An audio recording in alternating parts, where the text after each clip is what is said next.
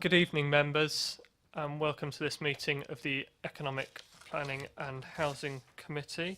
A couple of housekeeping items before we start. There are no fire alarms scheduled for this evening, therefore if the fire alarm sounds, please evacuate the building immediately. The fire exit is located at the rear and side of this room. Go down the stairs and meet in the War Memorial Park. Please note that this meeting is being webcast live on the internet, and it is. And can all members make sure that their mobile phones are turned onto silent or off? Thank you. Apologies for absence and substitutions. I'm aware that Councillor Donald Sherlock is replacing Councillor Richards and Councillor Tony Capon is replacing Councillor Rowland. Councillor Westbrook. Yeah, replacing Gary Watts. Thank you very much. That's that. Appointment of a Vice Chairman. Are there any nominations? No, in which case the item will roll forward to the next committee. Declarations of interest. Do any members have any declarations of interest? No? In which case we come to the minutes of the meeting held on the 15th of March. Councillor Harvey. Thank you, Chair. Just a couple of points to pick up, please, if we may. On page 5, at the bottom of the page, it refers to committee members requesting feedback from officers, including information on the Council's position on potentially purchasing sites in relation to permitted development. There were a number of locations that we mentioned. We've not had that reply and would be grateful if that could be chased. On page 7, at the bottom of the page, it gives reference to the bid considering resourcing support for more surveying of the town, the top of town. Again, that was left open. If we could have a response on that, that would be helpful. That would close that off in the way the discussion went. More importantly, as an accuracy point, on page 8, at the top of the page, there are 4 bullet points. The first bullet point refers to the committee wanting to see Basingstoke flourish, thrive and bringing people into the town centre, which I think is a perfectly fair comment. The other 3 comments there are very much an interpretation of the debate that took place, where in a sense the administration's views, may I put it in those terms, are coming across. It certainly wasn't the whole committee's views, and there were other views that you captured in your summary that reflected the debate. They're not necessarily listed there. So we've got a choice really, Chair. Either we could agree to look at that together in order to put it correct, or alternatively, we can start moving majority and minority views, which I don't really think is the way to go forward. If we could be constructive over it, I think it's fair. It is just you read those 3. I certainly don't agree, and nor did the debate around the table, that a great opportunity to provide a design or outlet centre was the summary of the committee. It may be a summary, but certainly not the whole debate. I notice I provoked somebody to stick their hand up, Chair. Shall I stop there for a second? Councillor Rattigan. Chair, I won't take up too much of the time, but I did think we the 2 points that you raised, the second and third points, that's absolutely fair. There was a fairly large debate on that, but I think we did all came to the conclusion that we thought it was possible for them to coexist as long as we got to the right world. That wasn't your view, that they could never coexist. Well, no. Well, then my understanding was that depending on what came forward, it's what you said. You wouldn't have you would look at it. You didn't dismiss it out of hand. You did. Well, so you dismissed it out of hand. Sorry, because I just wanted to make sure I understand this. You dismissed it out of hand, even not yet knowing what the offer would be there. Can we not rerun the debate from last meeting? We are on the minutes. Absolutely. I think on point, just rewinding slightly onto page 5, the commercial to residential permitted development item, you are right, and I'm aware that officers are pursuing the Article 4 declaration in the context of the specific areas of Basingview and the 2 retail centres in Chinham. They're looking into that. I had a conversation with Joe about that earlier, so they are looking into that, and I think through that there will come the conversations about what can the council do itself on those sites, so that is being progressed. Likewise with the bid, there are a number of points that were made to the bid about resourcing, and I know that the bid are looking at that internally, and the portfolio holder has had discussions with them.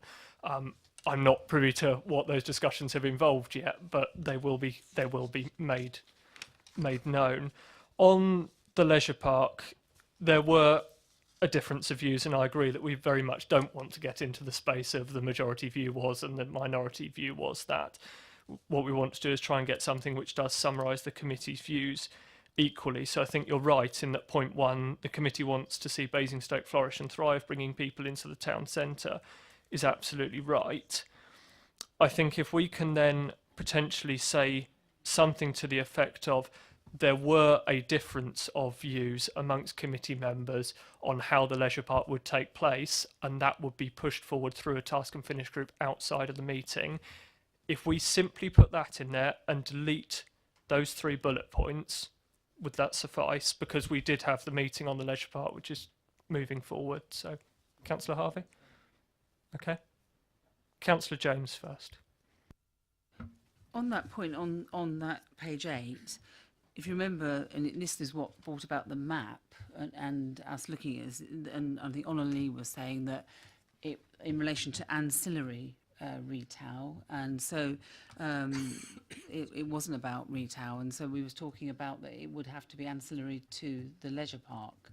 But clearly, and I've raised issues about minutes before, is the chair summarised the committee's views, and this, you know, it has to reflect our views. If we want to take part in this, we're working here, we need to make sure that it does reflect our views. And I don't think, because we were all very clear and had real concerns that night, and these minutes do not reflect that, and they're quite misleading. So it's so important that we get that right.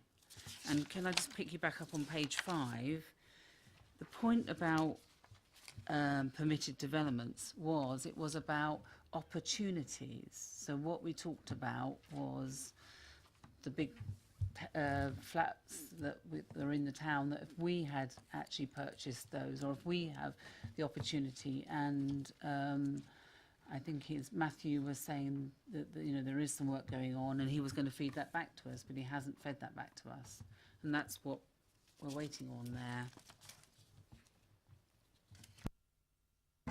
Thank you. I think taking the last point first on that, on the residential permitted development, as I mentioned, Joe and Matthew and the team are looking into how that will be looked at in the context of, are we looking to pursue an Article 4 declaration? The officers are looking at whether that's possible.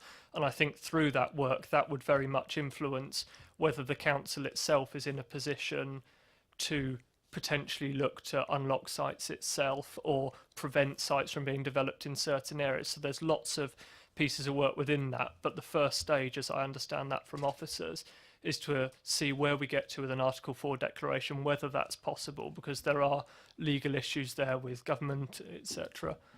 That wasn't what he said. What we were saying, this isn't about Article 4, this is about anywhere in the town where there are blocks of flats or opportunities, that we look at those and we have monies and we unlock that money to use that to buy those sites for ourselves or with a partner, rather than letting it go to the private developer. Matthew said they're doing a piece of work on that, so that piece of work is going on at the moment, or has gone on, and they would share that with us. He never did share that with us, but we don't want to miss opportunities in relation to housing, and how can we do that?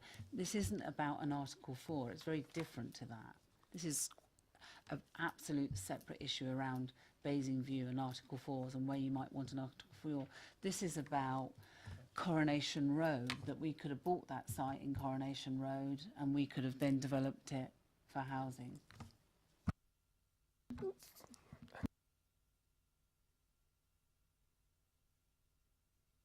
It is work which is ongoing, and as I say, speaking with Matthew previously on this as well, he is working on that, and what I'll do is I'll ensure that he gets an update to the committee on that.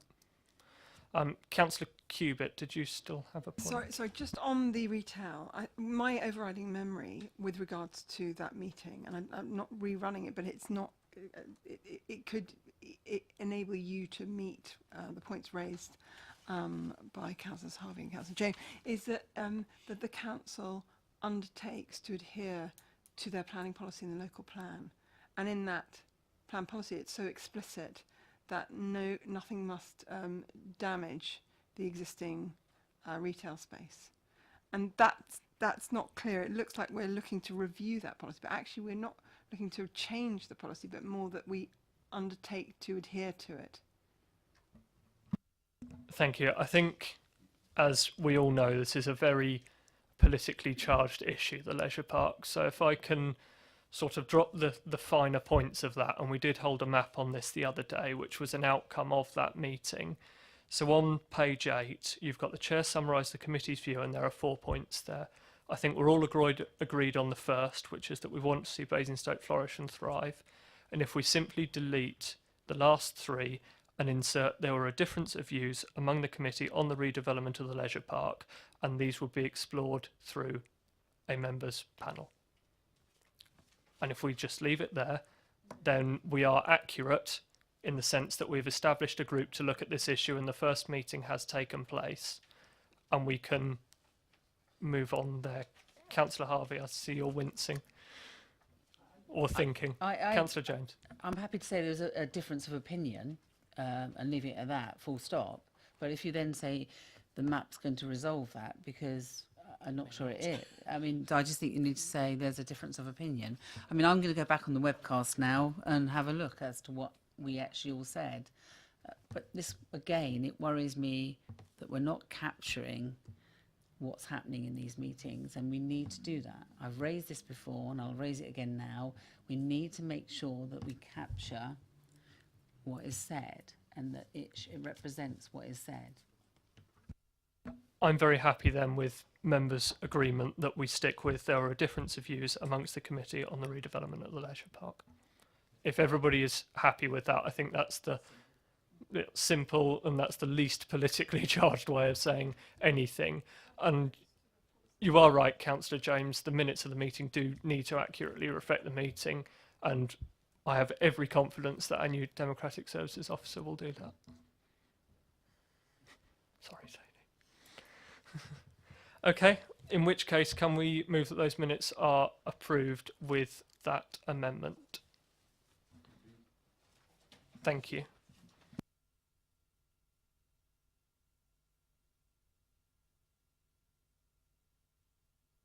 We now come to item number 6, which is publication of an economics needs assessment. And we are joined by Richard Pestel from Peter Brett Associates and colleagues from the planning team. I will hand over to the portfolio holder, Councillor Raphael, to introduce.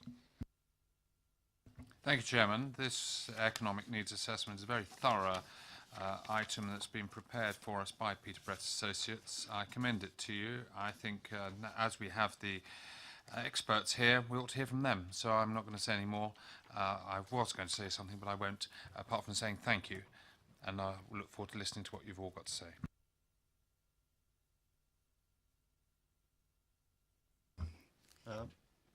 Right, I have a little presentation for you. Yeah, my name's Richard Pestel, Director of Planning at PBA. I don't know what the structure of your committees normally are. Sometimes it's easier to take questions as they crop up, even if I say I'll deal with it in a minute. Sometimes people like to bottle them all up for the end. I think it might be best if we potentially, I don't know how the members want to play that. I'm quite happy to go through the presentation and then leave questions until the end, because some of them might be answered through the presentation. Right, So I think if we leave questions to the end, if members can make a note, and then we'll come back.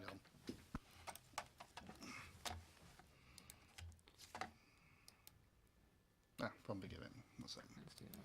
Okay. Right. So, introduction to our work. The starting point for our work is you have a sound development plan. Well done, one of the few in the country with a recent development plan. But it's subject to a review of the economic needs. So in our work, we were asked to review the economic need, or the demand strictly is what we're dealing with, the demand for economic uses in Basingstoke and Deane, advise on additional land or whether additional land is required. Now we start looking at all jobs, so the whole economy, but of course planning tends to deal with what we call the B-class uses, so offices, industrial, warehousing.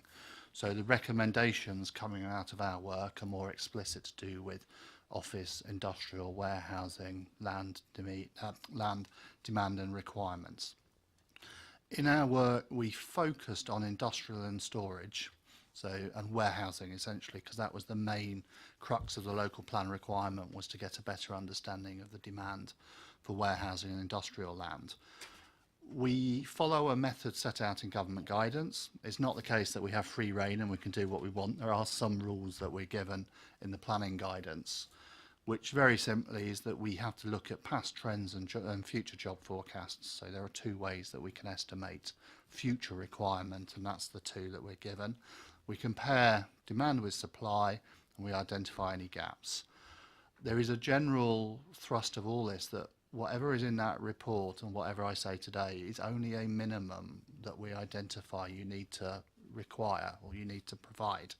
You can always provide more. There is a caveat to more in a minute, which I'll mention, but you can always provide more. The problem is that when you try to provide less, that's when you run into difficulty with planning inspectors.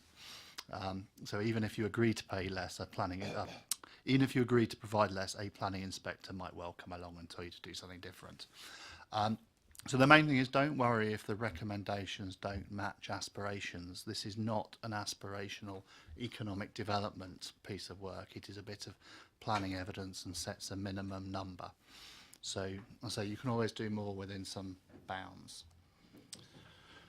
Now, we start all of our work by looking at how well off the resident economy is, so how well off your local residents are. So do they have enough jobs near to where they want to live? Are they getting enough good wages, etc.? Now, the evidence that we've got is that actually your residents are starting from a very good position. It's not universal. There will always be exceptions. There will always be pockets, etc. But generally, you're starting from a very good position. A couple of key measures. So unemployment is very low in the district. Economic activity is very high. So EA, economic activity, 85% economic activity compared to 81 in the southeast and 77 nationally. Unemployment, UE, when we did our work, was about 3% versus 3.8 in the southeast and 4.7 in the UK. A 3% unemployment rate is really low. It's I hesitate to say it, but you're essentially at full employment. So the workforce is being sweated for all it can give you. Take-home earnings are higher than the region by about 10%, 20% above national rates. There are roughly enough jobs here for the local residents. There are about 5,000 more working residents than there are local jobs. But that has to be seen in the context of there being 80,000 local jobs, and also in the context that you have London up the road. So you're never going to compete with the City of Westminster, and probably not Canary Wharf here, but you're never going to compete with that. So 5,000 imbalance is actually quite a good position to start from. So there is some commuting. There is commuting cross-boundary, but it tends to be relatively short distance. And when you look at it in detail, when you have cross-boundary commuting from the district, it tends to be to neighbouring authorities who are probably the most sustainable place for rural parts of this area to commute to. So you look at the far western end, and I'll show you the imbalance. So this is the commuting balance and where they go to and come from. So if you look at the bottom graph, most of the bars are reasonably balanced with ins and outs. So above the line is reasonably balanced with below the line. The big area where you have commuting out is West Berkshire, which will be to Newbury. So it's probably a fairly sensible place for some people to commute to rather than commute here. So there's no real big problem. The commuting is reasonably balanced. And I say the wages, just a quick one on the wages, the resident and workplace wages are slightly higher than the southeast and the region. So it's not a case that the wage economy here is necessarily poor.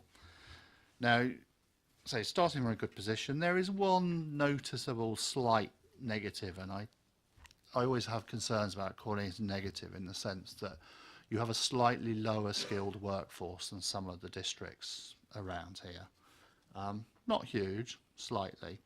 There are more people in administration roles as opposed to management roles. Not so much that you dent your wages, but I know some people would aspire to a higher order of professions. The bit I always get slightly concerned about with that is essentially it's saying to your local residents that you're not quite good enough and we're all going to reskill you and put you in a new profession because we fancy it. Some councils go down that line, but it's not a huge problem here. So as far as the residents go and keeping residents happy, the real policy thrust is just to make sure that the increase in jobs keeps pace with any increase in residents and working age residents. Try to improve quality where possible, but quality isn't so much of an issue. Now, I said earlier that there is always a caveat with aspirations and providing for lots of jobs. If you're starting from the position where the workplace and resident economy is reasonably balanced with a few people crossing the boundaries and commuting, it brings you to a mathematical conclusion, I suppose, that if you want a significant uplift in jobs, you must in return have the houses and labour to go with it. You cannot do one in isolation. One of the biggest dangers of planning is when somebody aspires to huge economic growth without any houses or without a labour. It's a strategy designed to fail from the outset and gives you problems. So aspiration is very good, but any economic aspiration must be matched with a way of identifying a labour force for it to fill those jobs. So that's all I'll say on the resident economy, which I say is quite simple and reasonably quite good. The next, or the main thrust of our work, I suppose, is to look at the workplace economy, and this is where it starts getting a little bit more interesting. So starting with the office market, and I appreciate we're just having conversation about Article 4s around the table, so there'll be various things about the office market. But as a start, so in common with the wider South East, Basingstoke has lost office space in recent years. We know it has. Most of the main large office centres in the South East and nationally have lost office stock. So you look at it, you see office buildings dropping out of office use, or you see them being pulled down, redeveloped for flats, whatever. That is quite common. When we did this, when we collected the statistics about 12 months ago, about 14% of all Basingstoke's office stock was vacant at the time. Now, PDR is stripping that out, and that will come down as some stuff is lost before you get Article 4s in place to start protecting it, so it will come down. But the interesting thing is, although you've lost office stock over the past few years, you haven't necessarily lost office jobs. And it does sound contradictory, but it's just worth explaining why. What has happened in the last 15 years is a monumental shift in how firms occupy their office stock. They now use offices far more intensively than we ever did 10, 15 years ago. So I've been doing employment land planning for basically 20 years. And when I started, we assumed that each and every office worker needed 21 square metres of space. That then dropped to 18. Now it's down to 12, sometimes 10. And if you go to speak to the people in Canary Wharf, they'll tell you they can squeeze 1 for 6 square metres of space. So I don't want to work at 1 to 6, but we don't work that far off it in our offices in London. But what it means is that all of a sudden, just to round the numbers up, the same office stock as you had 20 years ago is now capable of occupying twice as many workers as it did. Now, the office economy has not grown quite that fast, hence why we've ended up with a lot of surplus space. So it's just a case of mathematics. It's not anything Machiavellian or anything. It is simply that firms use their space a lot more efficiently. So we have been able to release lots of office stock without it hurting the office economy. Now, the summary of this is it's of course not good for the development industry because people haven't wanted to build new space whilst there's all this vacant space hanging around on the market. And it's not good for the owners of the space which is vacant and struggling. It's reasonably good for occupiers because of course it's kept rents reasonably low and given them lots of choice. But it is a bit of a mixed story. So that I'll just show you, which is the trends in valuation office stock. The data here stopped in 2015-16, so there'll be some more years of permitted development on the back of this. But I think the red line is Basingstoke and Dean. The top line, the slightly purpley line, is Reading, and the blue line underneath Basingstoke and Dean is Bracknell. And this trend was well in view before permitted development came in. It isn't just a product of permitted development rights. It is the fact that all the main office centres, so Reading is the most obvious one around here and Bracknell with the other one, they've all lost office stock for a long time, and Basingstoke hasn't been that dissimilar in that pattern. It's been slightly offset by Wokingham because Wokingham's taken some of the space that Reading's lost, but the increase in Wokingham is not enough to offset Bracknell, etc.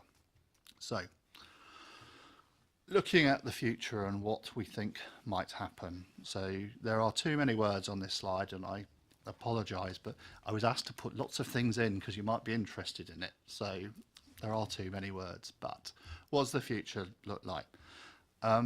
Agents and consultation still tells us that there's an oversupply of space. They still think there's too much hanging around on the market. The market is still adjusting to this big shock and increased employment densities, etc. Hence this 14% space coming down with permitted development. It is not the case, though, that there is no demand for space. There is demand for space. In this market, majority of demand is for what we would loosely term cost-efficient space. Basingstoke has a competitive advantage in terms of cost over neighbours. And you can see that very obviously. I don't expect you to read the words, but the graph on the right-hand side is the headline rents for most of the southeast. And it starts with Maidenhead at the top, Staines, then Reading. That's the top three. Now, Basingstoke is the third from the bottom. That data is a couple of years old. But in terms of rent, Basingstoke is so far down that line. It is a very different market. It is a secondary value-driven market. So what makes Basingstoke attractive for somebody to stay here is the fact they can stay here a lot cheaper than they could somewhere else. There is the case that there is demand for that space to be refurbished, and there's been some good quality refurbishment of stock which has got a slightly better class to it and a slightly better tenant to it.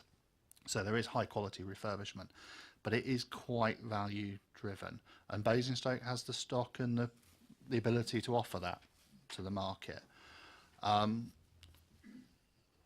There is some demand for better quality, and there's always a debate about how much demand there is for new build space. But obviously with general rents being quite low, viability for new space is actually quite challenging. So in general, somebody wanting to build new space would expect about £30 a square foot, generally. That's what they'd want. Whether they get it is a different matter, but that's what they'd want. And with current rates around 20, there's a bit of a gap there. There are exceptions, and somebody will always say there's exceptions. There are recent deals in Basingstoke which are about £25 a square foot, and some developers may compromise and deliver new build for 26, 27. That's normally when the local authority or somebody has helped de-risk it, offer the land, and it makes it far easier for them to deliver space at a lower headline rent. But you take a lot of the assistance away and you're heading back towards 30. By saying 26, 27 is not impossible, but it is not routine. So, looking at a policy response and what the council needs to do, things are improving, and it is the case that we're losing space through permitted development. Some of it should go, not all of it, etc. And rents are improving slightly. But for high quality viable demand, so stuff which is viable to deliver on new land, there's a bit of a dilemma, because when you speak to agents, it is very apparent that, of course, Basingstoke competes with Reading, Greater Reading, not just Reading District. And there is an enormous overhang of supply in the Reading and Greater Reading market. I drove round with officers from Wokingham and Bracknell yesterday, all their sites, and we drove down Thames Valley Park, which I had always assumed was a very successful, happy site. There are 3 enormous headquarter buildings sitting vacant, weeds growing in the car park. I'm thinking, well, if this is Thames Valley Park, not reasonably close to Reading Station, view of there is something slightly sick in the market still to come out. Reading, of course, has a pipeline of new sites. There's new stuff still waiting at Green Park. The problem with offices is that because everybody wants offices, so anybody who you are competing with will bend over backwards to find a supply of office land and keep it topped up. So it's not a case that competition ever goes away. I could guarantee Reading would find new sites even if their supply was running out. And what the agents say, which is that if you want to pay £30 odd a square foot, you can afford Reading, and you will unfortunately look at Reading over Basingstoke. So whilst this oversupply exists, it is very difficult to increase viability and increase rents. Not impossible, and there are things that you can do, and I say there's been some good stuff at Basingview and some assistance, etc. But it's just a cautious note. So we say in terms of new land, it is still quite a cautious approach to new land, because it's not a case of going out and allocating 20 hectares and expecting a business park to crop up. It probably won't, not at the moment. Now, of course, for built stock, it's slightly different. And I always say any council is far better trying to retain what you've got rather than aspire to new. If you can keep what you've got, encourage people to refurbish it, it's a far easier route for any authority to go down. So you do have a stock of property, that's cost efficient. It can be refurbished to a better quality if that's what the market wants. And if it's refurbished to a really good standard, it can still be offered with a competitive advantage in price over neighbours. So you can still keep a well, not quite a USP, but you can still keep an advantage over other areas. So the short-term priority is essentially to keep what you've got. Try to prevent the uncontrolled release of well-located property, because it is quite harmful for an office building in the middle of an industrial park to flip to housing. It starts undermining lots of different things, and of course quite often it's the best located property which people want to flip because they want their residents to walk to the railway station, etc. So there is always a risk with this. So prevent the uncontrolled release of property, especially in good areas and that which can be made attractive. So that's offices. The second bit is industrial, the industrial market, different type of sites, different type of occupiers. Now, compared to the office market, which to grossly summarise as wobbled, it's not fantastically healthy, the borough has a quite good industrial and warehousing based economy. In the UK and the South East, the stock of industrial land has generally declined, and so has the jobs. So we've been losing industrial stock out of most of the markets in the South East. In here, you have more or less the same quantity of stock as you started with in the 2000s. There has not been a universal hemorrhaging of industrial stock. Probably because most of your stock is on self-contained estates. It's quite nice, it's reasonably modern, it's fit for purpose. Your stock is not a collection of dilapidated Victorian warehouses. That has not been the case here.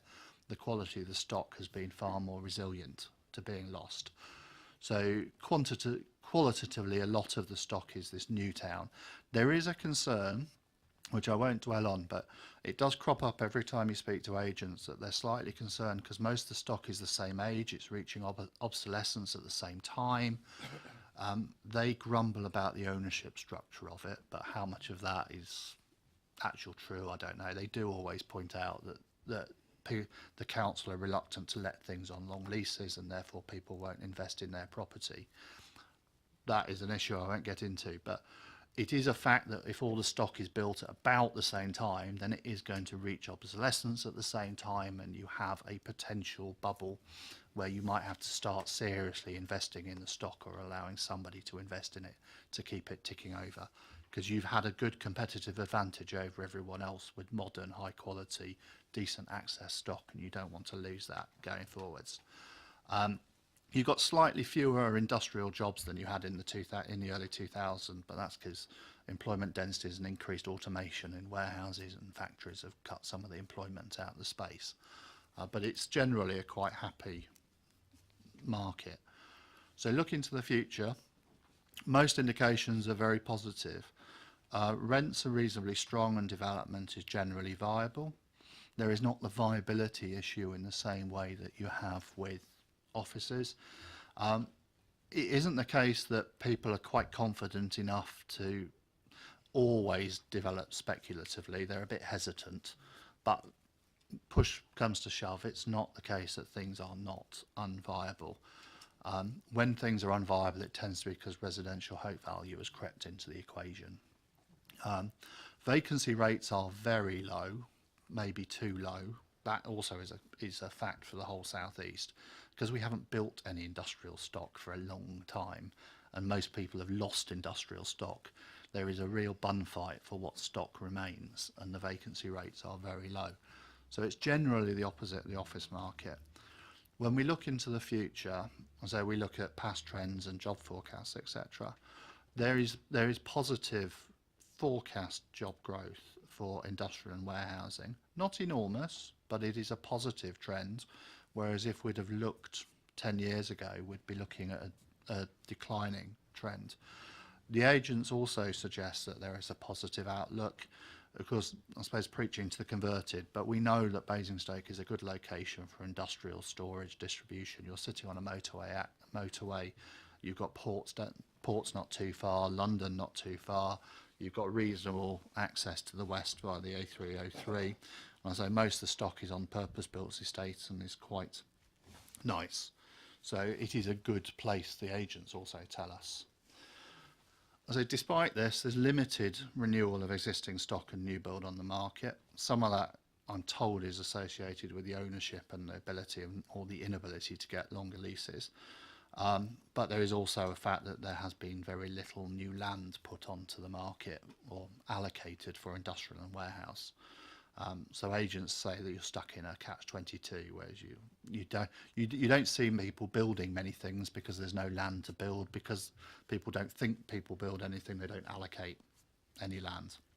So agents suggest there's a shortage of land and development is lower than it should be, especially for the sub-regional logistics, storage and distribution market. Now, this is the strongest driver of market and one this part of the world is very attractive for. It is not the enormous Amazon warehouse demands. That's not what they're on about. But it is a tier down from that. It is warehousing and logistics to service a growing population in and around Basingstoke. So getting your parcels delivered via Amazon within the hour, and everyone else and all your DHL people. So, and of course the logistics required to sort normal retail. So it's more of a population servicing demand, and it's a huge shift that we've seen nationally, that of course retailers swapped to online, and this is part of it. Now, there is evidence that some of this logistics demand is essentially crowding out industrial. A logistics occupier are likely to pay more pounds per square foot than an industrial occupier. So if there is a market competition for the same unit, the likelihood is a logistics occupier will outbid the industrial occupier. So I'm always saying, well, it's a difficult position, because if you don't meet demand for logistics, they will consume industrial space and turn industrial space over to logistics. and that we have very limited planning powers to stop. We can't turn around and tell people that they can't have a B8 unit on an industrial site which is allocated for B-class uses. So it is a case that you need to bear in mind there is demand, and if you don't meet that demand, then it has consequences for other bits of the economy. So, we've quantified, or done our best to quantify how much land is needed. As I say, industrial jobs grow, manufacturing jobs grow, storage and distribution jobs grow. Now, when we calculate what that means in terms of land allocations, for strict industrial uses, we only get a 4 hectare requirement. It's not enormous, but it's not a huge growing market. It's just one that's ticking over and growing nicely. We do get 18 hectares for storage and distribution. Now, this is not the big footloose storage and distribution. This is the demand, the people servicing demand more than the footloose stuff. Of course, you allocate a nice site, somebody might take it as what we call footloose demand, but this is the local demand. Therefore, to meet the industrial and logistics, it's about 22 hectares of new land. Of course, preferably with good access, because it has to appeal to logistics, and you don't want that running through little estate roads, so it has to be reasonably located. Accommodate a range of unit sizes, some larger, and when we did this a few months ago, about 14,000 square metres were what agents were telling us in terms of a unit size. So I say not enormous, but bigger than a lot of other units that you might have in the stock. Actually, just a warning, national policy is clear that you ought to do your best to meet demand / need. It's a requirement in the MPPF. So, summary, for residents, they're very likely to be employed, earning a good wage. Some are commuting out, not huge distances, there's no real problem. For the office market, the market's still struggling. It's adjusting from this big shock in how people use space. Rents are probably in general still too low to support new space, and the likelihood is that viable new build market will remain challenging for quite a foreseeable future, at least without intervention and help from councils. So there is this dilemma in the sense that if you can afford new space, Reading offers something for what you're going to pay, and you might want to go there instead of here. The strength of Basingstoke at the moment is the second-hand market and regenerating the second-hand market. And then, yeah, for storage and distribution, they're a much more positive market, a popular place for that kind of occupier to be. Good quality stock is incredible short supply, and there is positive demand and reasonable prospect that new space is viable to build to meet that. So manufacturing, industrial, storage, distribution. Storage and distribution and logistics is unfortunately both an opportunity and a threat in some way, because we can't just simply choose not to meet logistics demand, because it will, in the market, it will take over industrial stock and displace industrial businesses if we ignore it. So you do need to take some positive steps, because actually a nice industrial market is something a lot of people in the southeast would really like. So you've got one. It would be a shame to see it extinguished because we don't provide it space.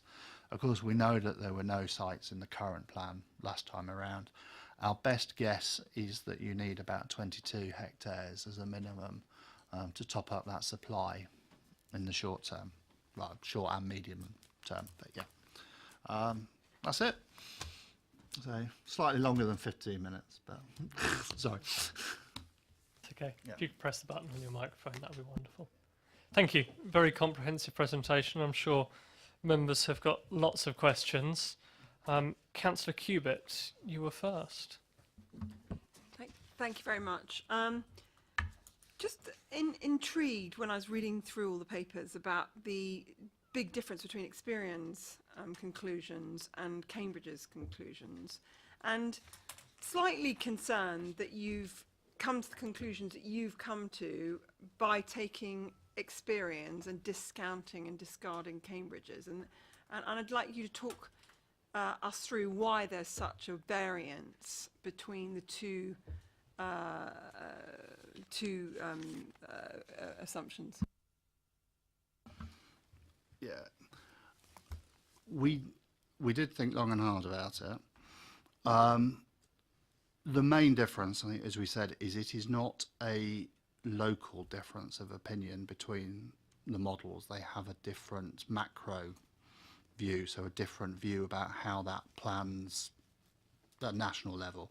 So one model has more warehousing jobs in the national economy than another, and this is just a product of it. Now, weighing the two, given that the agents and the property market data is telling us that there is a positive requirement and a positive viable requirement, and because, of course, everything with planning and PPF, we have to do our best to meet need and be positive, it didn't seem right that we should take a very pessimistic view when the agents are telling us that the rents are at a level where people will build new stock for us. So we couldn't discount a higher Experian one because the agents tell us that if we give them land, they will deliver it for us. Okay, I hear you, but I mean, in terms of planning inspectors and evidence, it just felt to me when I read your report that you'd got a conclusion that you wanted to make, and then you went backwards, and unfortunately you've got one outfit that's produced the narrative that you didn't want or expect, and therefore you've completely discounted it. And I have some concerns about that, because we all know that statistics can prove anybody's story if they're smart enough to use it to do so. But what you've got here is you've got two outfits, one clearly contradicting the other, and not just by a small margin but by a significant one. And specifically in Basingstoke, you know, when you look at the stats that you went through, I think it would be true to say that as members, I'm not sure we're that crazy about increasing massively the storage stock, because we know that the employment by warehousing companies is considerably less and will suppress wages more, because the work that you see in these distribution big warehousing is not high-end, high value, whereas we as an historic town have you know, invented the likes of Burberry and had Smiths and had all the Lindy, and those are the businesses that we as members, I think, want to see here. And therefore, whilst Experian's telling us that we have to meet this monster requirement that is being created by the creation of the internet, I'm not sure whether we as members politically would like our strategic plans to follow that narrative. We'd actually like to be making the basis that we want to see, not following a trend, especially when there's such a big contradiction in the stats. I understand exactly where you're coming from. The difficulty we have is that when we're faced with two data sources, we know that we can't just divide the two. We can't add a. Some people try and they run into trouble with it. Yeah, the actual increase in jobs is not actually very high, and the increase in the stock of land required to meet that isn't enormous. But the difficulty with warehousing is, as you pointed out, the employment density is much lower than offices. So we only get 1 to 80 odd for a warehouse. So it doesn't take that many jobs to generate a large demand. So you are right. I think when we weighed it up, our balanced opinion was that a positive future for it was far more likely than a negative future. Well, I mean, I suppose the take home for that is at a future stage is the debate with the Cabinet as to where they want to spend their priorities in terms of where we want our emphasis of land that's released. But I'd also like to hear your views, please, in terms of the really weird, perverse, doesn't make any sense mixing of us with Andover when plainly all your data and evidence says we're linked and aligned and should be put together in terms of discussions on FEMA with West Berkshire. And I found that whomever was the author of this found it very difficult. And you could see that they're trying to squish a round ball into a square hole, because it's plainly evident that we should be aligned with West Berkshire and Newbury, and yet we're having to use this ridiculous narrative that we're being lumped together with Andover. And I'd like you to discuss that, because it's contradictory. Right. I think practically our advice is that you can live as a more or less standalone functional economic market area. You do not need neighbours. The confusion with some of your neighbours doesn't come from our work, but it comes from the LEP's view. And yeah, when we read it and we tested it, we had second thoughts about a lot they were saying. So it is their view.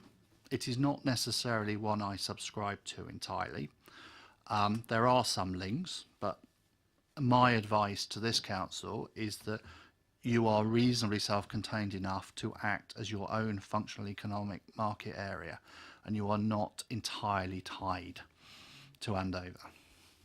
Thank A you very final much. point, Onley, and then I'll move I- on. I'll come back to you, but But no, a final I think point. that's a really, really important point, because the LEP is an organisation that I have nothing to do with. They're not elected. They're not voted. They seem to create kind of policy that happens in smoke-filled rooms. And I have a huge fundamental problem with how we seem to go down these rivers and get told that it's a fait accompli. And I think it is extremely useful that you have demonstrated that there is another narrative which makes more intellectual sense, commercial sense, economic sense, and that's what we're elected to do, is represent our residents and not accept as a fait accompli nonsenses. Thank you. I think we've moved in. I think we're combining questions and debate, and that's fine. Councillor Harvey and then Councillor Rattigan are on my list. Thank you, Chair. I'll carry on that trend if that's okay. Can I agree with Councillor Cubitt? I think one of the interesting elements of the report is how the LEP and a number of other strategies just don't come close necessarily to reflecting the evidence and the perspective that you've shared and we now have. I think they are behind the curve, and the reason for that is that we sat around this table and had no input to them whatsoever. Now, I'm glad that scrutiny has picked up on the LEP issue, because it is an accountability point. They are spending millions of pounds in our borough on things like the hotel, when those millions of pounds we should have a direct influence over as a council to say, if we have a strategy, that is the direction of travel we should be going in. But we don't. We have no report back. There is nobody sat around the table that comes back to us. So, Chair, if you can, I think we should just pick that point up as something that we capture. Could I talk about, in terms of asking the question, one of the things you seem to, it's almost reasserted because it's turning back the clock a bit, is the nuanced position between the three sectors, between the office and the industrial and the warehousing. And what I'm suggesting you're telling us, and you tell me if I'm wrong on this to begin, and I explore it with you, is that the strategic planning element has got to be a bit more clever than it has been if we're going to supply the warehousing that we want, perhaps, to accommodate the demand that's there, without unpicking the industrial sector and the industrial units that we require on our existing business parks, protecting them, while at the same time we have an office market that is under threat from PD and that we don't, again, wish to undermine. And there is a very careful balance between the three of them, a trick to be played, where this borough's landowning element perhaps can have a play. You mentioned ground leases and the rest of it earlier on. But I'm also picking out, if I may, on page, and asking me the page, with the employment figures. Because in terms of the employment figures that you've quoted, forgive me when I just go to the page, Chair. 14. It's that big table inside your report. Forgive me. On page 47. So we have manufacturing going down by over 2,000 jobs. We've got construction going down by over 500 jobs, finance and insurance by over 1,500 jobs, and the arts and entertainment and recreation and other service sectors going down by 2,500 jobs. There's quite a profile change that you're showing in the economy on that particular table. And I'm looking at the manufacturing one and saying, to me, that's a concern already in terms of the industrial points you're making. So yeah, could you just perhaps comment on what I've said in terms of, am I understanding all of that correctly? Yeah, so if I've got it right, because sorry, the page numbers are different to my one, but I think, yeah, table 4.1, employee jobs in Basingstoke and deemed by industrial sectors. That's the one you're referring to. That is what the BRES, so the government statistics, reported in the past, 2009 to 2015. So you are right, there have been losses, etc. Part of the difficulty is the period that covers, because it's a very recessionary and then pick back up period. So it is a snapshot, almost a snapshot in time. The pardon? I know it was technically not, but yeah. Right. It was not a good time for the national economy. Yeah. Now there are, if I can lay my hands on them, the right. That's the Horizon 2050. Let me try and find what I am after. So, if you, I've got it as figure 6.10 on your page 90. There's 6.10, 6.11, 6.12, and then 6.13. Now, these are the two forecasts that we were talking about before. So everything that is not dotted is fact, or as best as government can estimate, fact. So yeah, the forecasters do revise their data, and so they don't always perfectly align. They take a slightly different view. But you can see what you're talking about in terms of office and industrial. So industrial is always quite interesting because 6.12, the past is negative. Both forecasts flatten that out. Now that is a national trend as well as a local trend, and there is a certain, the story with it goes is that the losses since 97 are a product of manufacturing substitution with Far East goods. The thought pattern in the forecasters go that you can no longer, we've reached the point where we can no longer send stuff overseas.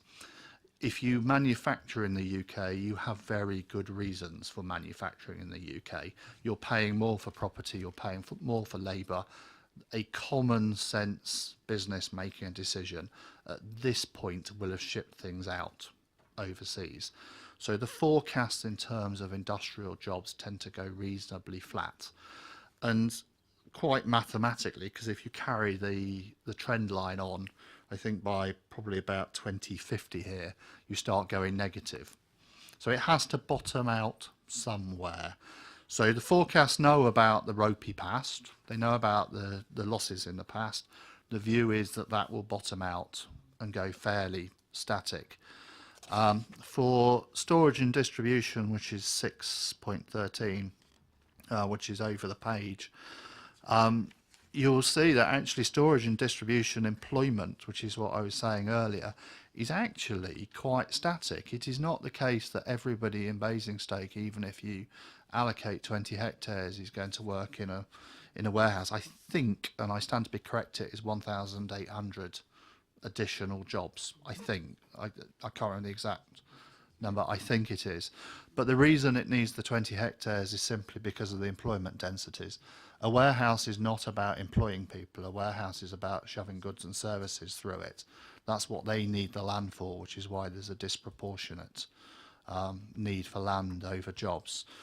And again, that's got this slight, you see the Experian one we were talking about earlier has a very slight upward trend, whereas the Cambridge one is entirely flat.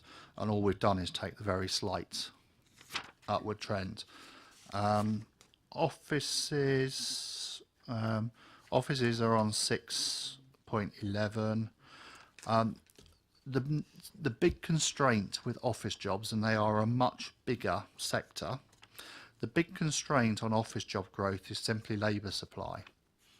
Because if we're working at 3% unemployment, and we still need people to distribute goods and services to our houses, and we still need some people to manufacture, it tends to be that those places that have far more population growth are able to get far more office growth, simply because we're unconstraining that bit of the economy. So it still goes positive, but it could possibly go higher.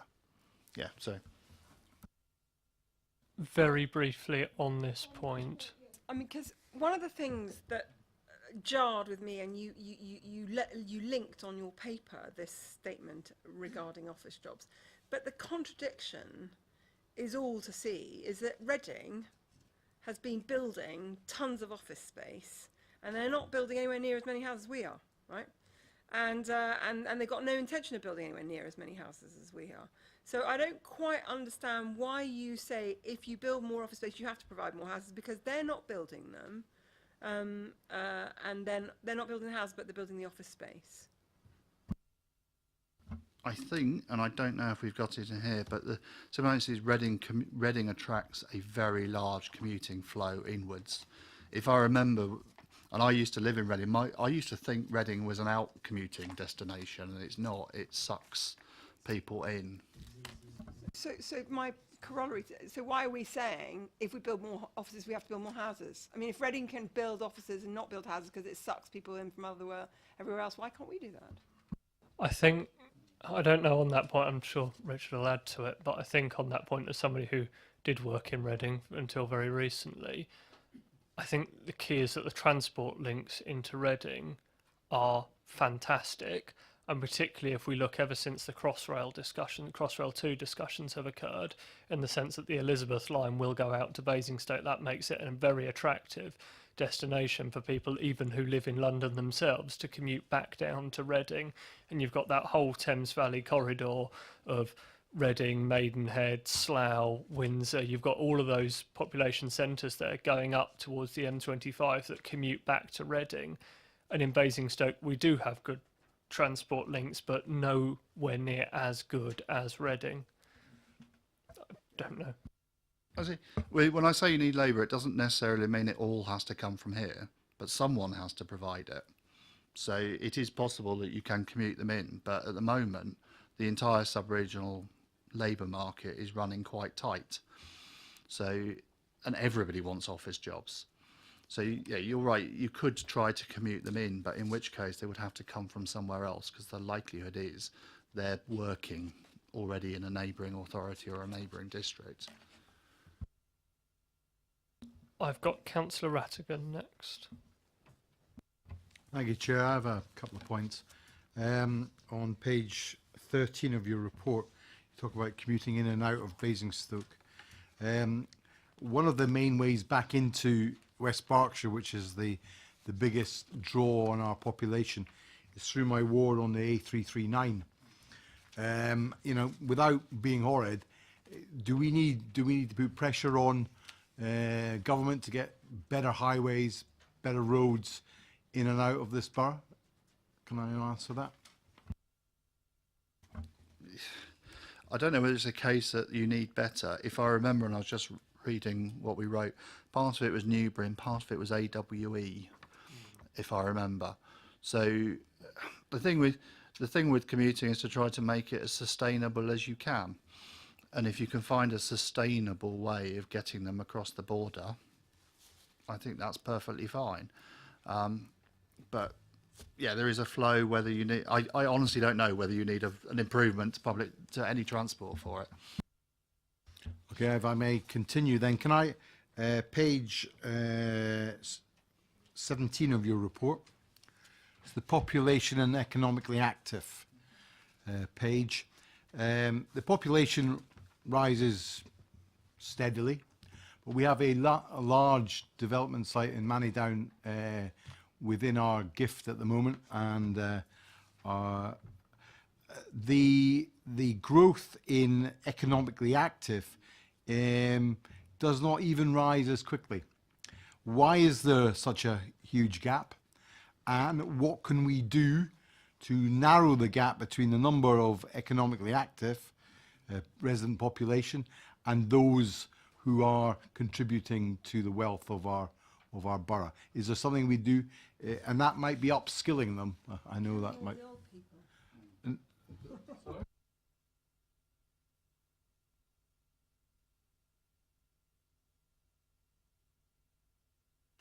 Right.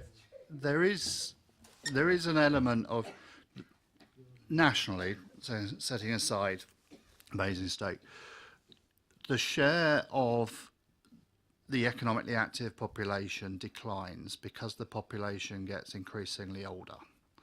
So as we age, we're far more likely to live longer in retirement, and the economic activity rate goes down. Now that's a national problem, and it works locally as well. The only advice I can probably give is, if you are able to provide a type of housing which is attractive to younger people, because they are likely to be economically active for longer, then you can improve your economic activity rate. So if you take if you take Rother, they will build houses. The likelihood is they will be filled by a retiree, and it won't help. So it's a type of mix of housing which is about your best bet to do it. Yeah. Thank you. That is a good guide. You were talking about. I was talking just briefly about upskilling our residents. Do you think the lack of a university within the borough is a detrimental factor on our push for better jobs, better paying jobs, and better quality jobs? Yeah, it's slightly tricky, because if every district and everyone had a university, it would wipe out any advantage of anybody having one. There will always be a case that there are places with bigger and better universities than another. I do wonder whether your workforce is not quite as skilled as some of your neighbours, so there might be some truth in a university could help regenerate or at least redress that imbalance. But I'm slightly cautious if it's not a universal panacea to all problems. It is something a town of this size, I would suspect, should have, but I'm not an expert in that. As far as this goes, I don't think it would be a step change, a magic step change. Thank you. I think the university point's a really interesting one, because, as you say, if Basingstoke introduced a university, then the universities surrounding us would then change their offering, and that would be rather a chicken and egg situation. Councillor Phillimore was next. Cheers, Chair. More of an observation than a question, but if we need housing for some of these jobs, your page 51 of the report 4.26 says half the skills that are in storage and distribution logistics are unskilled. That means they're not massively paid. I know we're saying that there is a good wage measure, but surely we need to house our people in housing that they can afford. So that's an observation rather than a question, but I would like to come back on the Andover part of the question, because Overton and Whitchurch are in the borough. They're very near to Andover, and what's happening in Overton and Whitchurch is we're losing local residents to Andover, because obviously there's an outward flow of commuters that are coming into Overton and Whitchurch, and we're losing a demographic. I think that was a point, really, rather than a question. Yeah. Go on, Richard. Sorry, thinking on my feet about universities. Sorry, I don't always get all the answer first time, but give me a second. part of the reason I didn't crop my mind immediately was because it's actually a question that we normally deal with housing work, not necessarily employment work. And what you tend to find is that authorities or towns which don't have strong universities have a higher outward migration flow of those younger people that you want to remain economically active. And if they do move out of an area, the likelihood is that they're a bit sticky coming back, and they might not come back.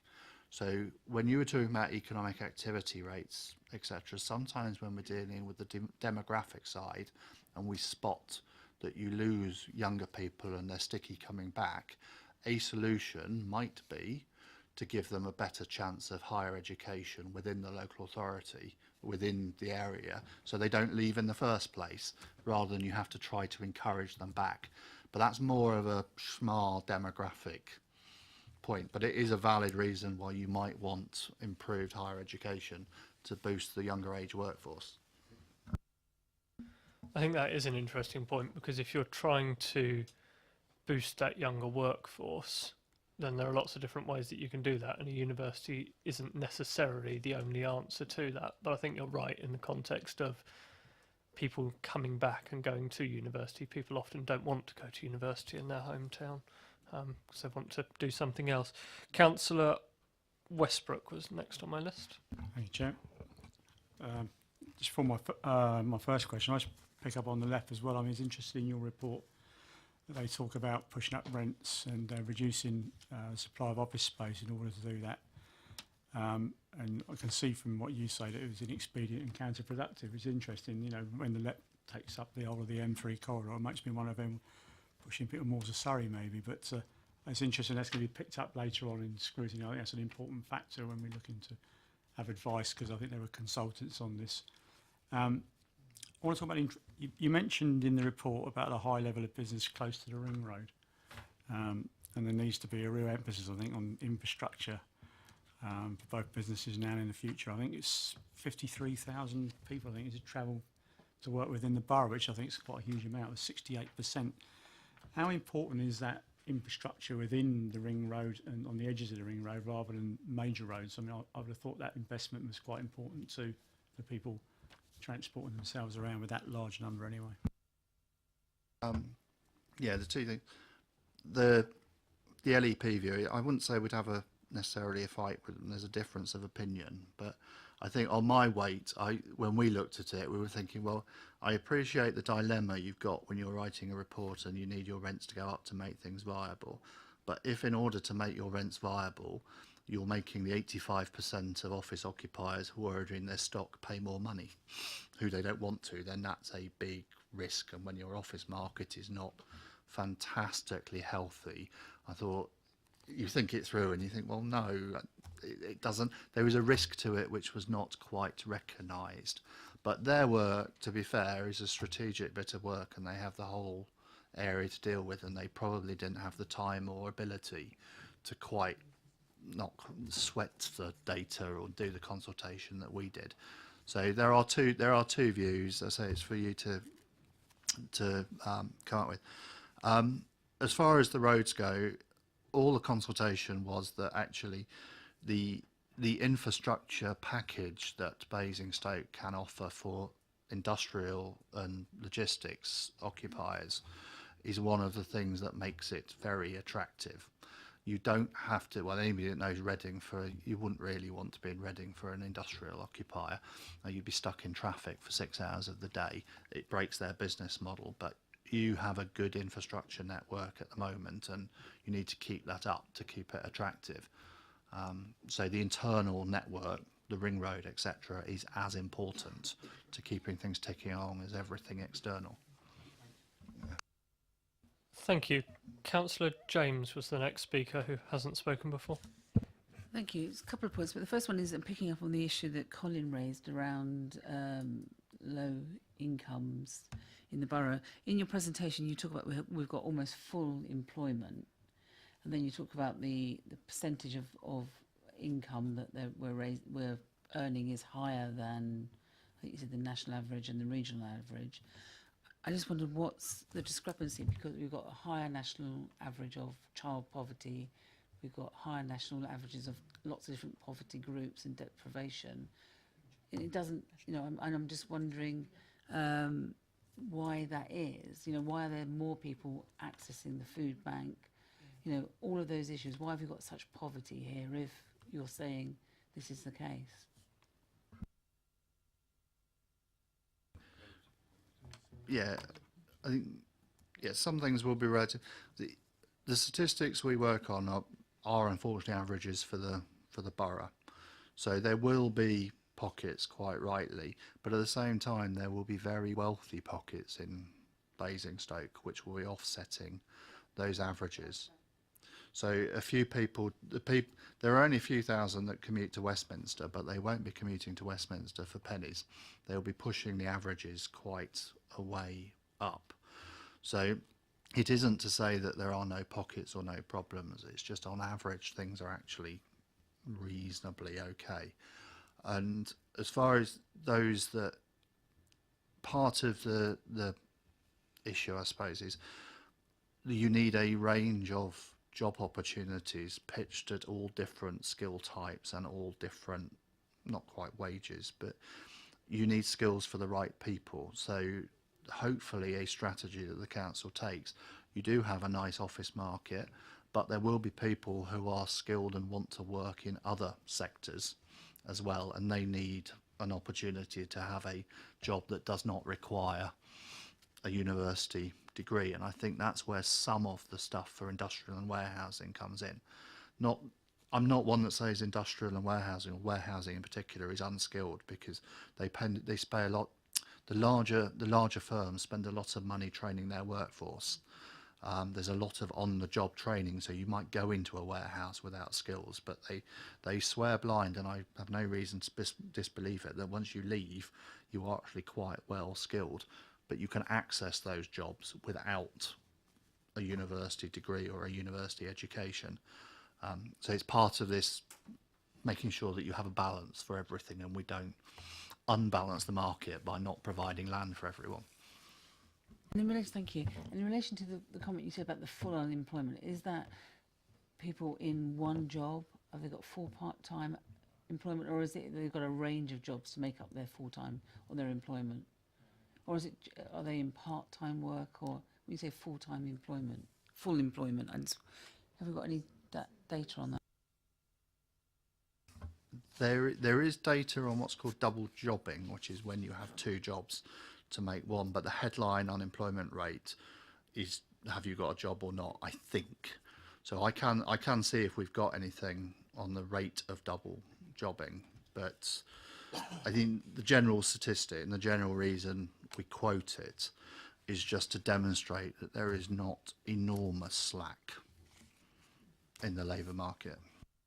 And can I ask, in relation to the permitted developments and the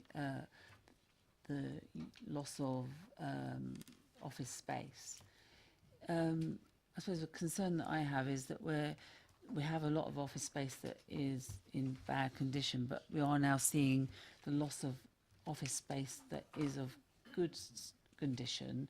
And have you looked at that as to what we're losing in relation to permitted development? And when, I think you said it was 14% that we've lost. But what I would like to know is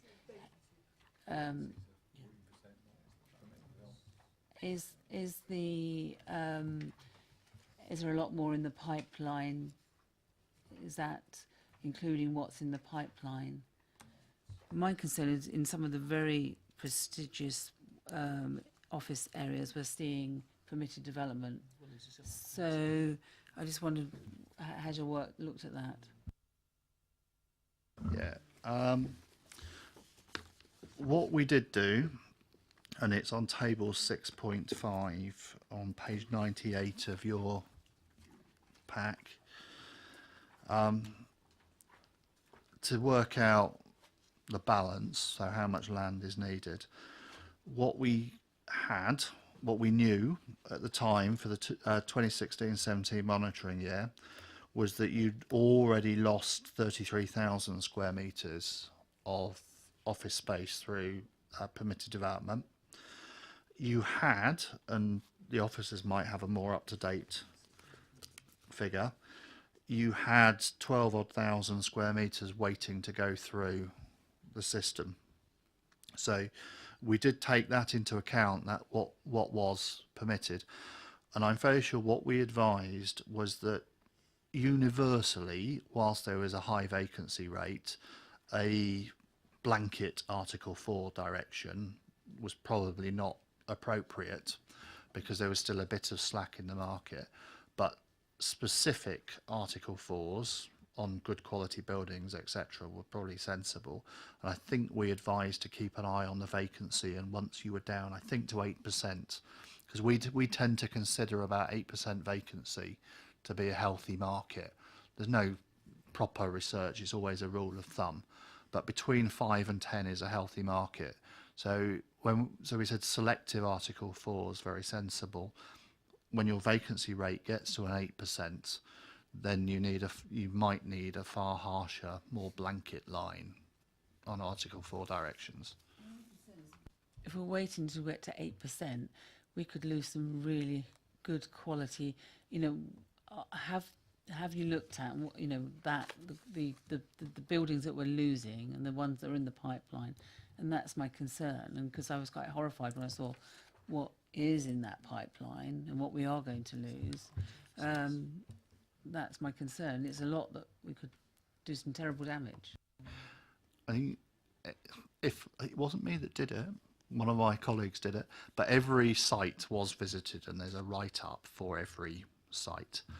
The difficulty, as I understand, for Article 4s is that if you were making a case for district, borough-wide Article 4s, whilst your vacancy rate was high, the likelihood that the Secretary of State would agree that you can have such an extensive Article 4 would be limited, because it's the government that has decided that permitted development rights are good. So, for right or wrong, if we're going to universally remove those rights for a whole local authority district, we have to have very good reasons. And the headline with a high level of vacancy means that as a universal, we probably don't have that weight. But there are parts of your stock which are very good, and it is probably a very sensible thing to put Article 4s on them. They're not easy, and I say the dilemma you'll have is if they're in private hands, the second they get rumours of Article 4s, they'll put their prior approvals through. So you always get a rush just before you do your Article 4s, but it's the only mechanism we have at the moment to control offices given the national policy context. Thank you. Councillor Rattigan. Do you think there would be some economic advantage if we were to brand ourselves as some sort of unique centre for fintech or agricultural improvements? Is there a brand uniqueness that would be advantageous to us economically?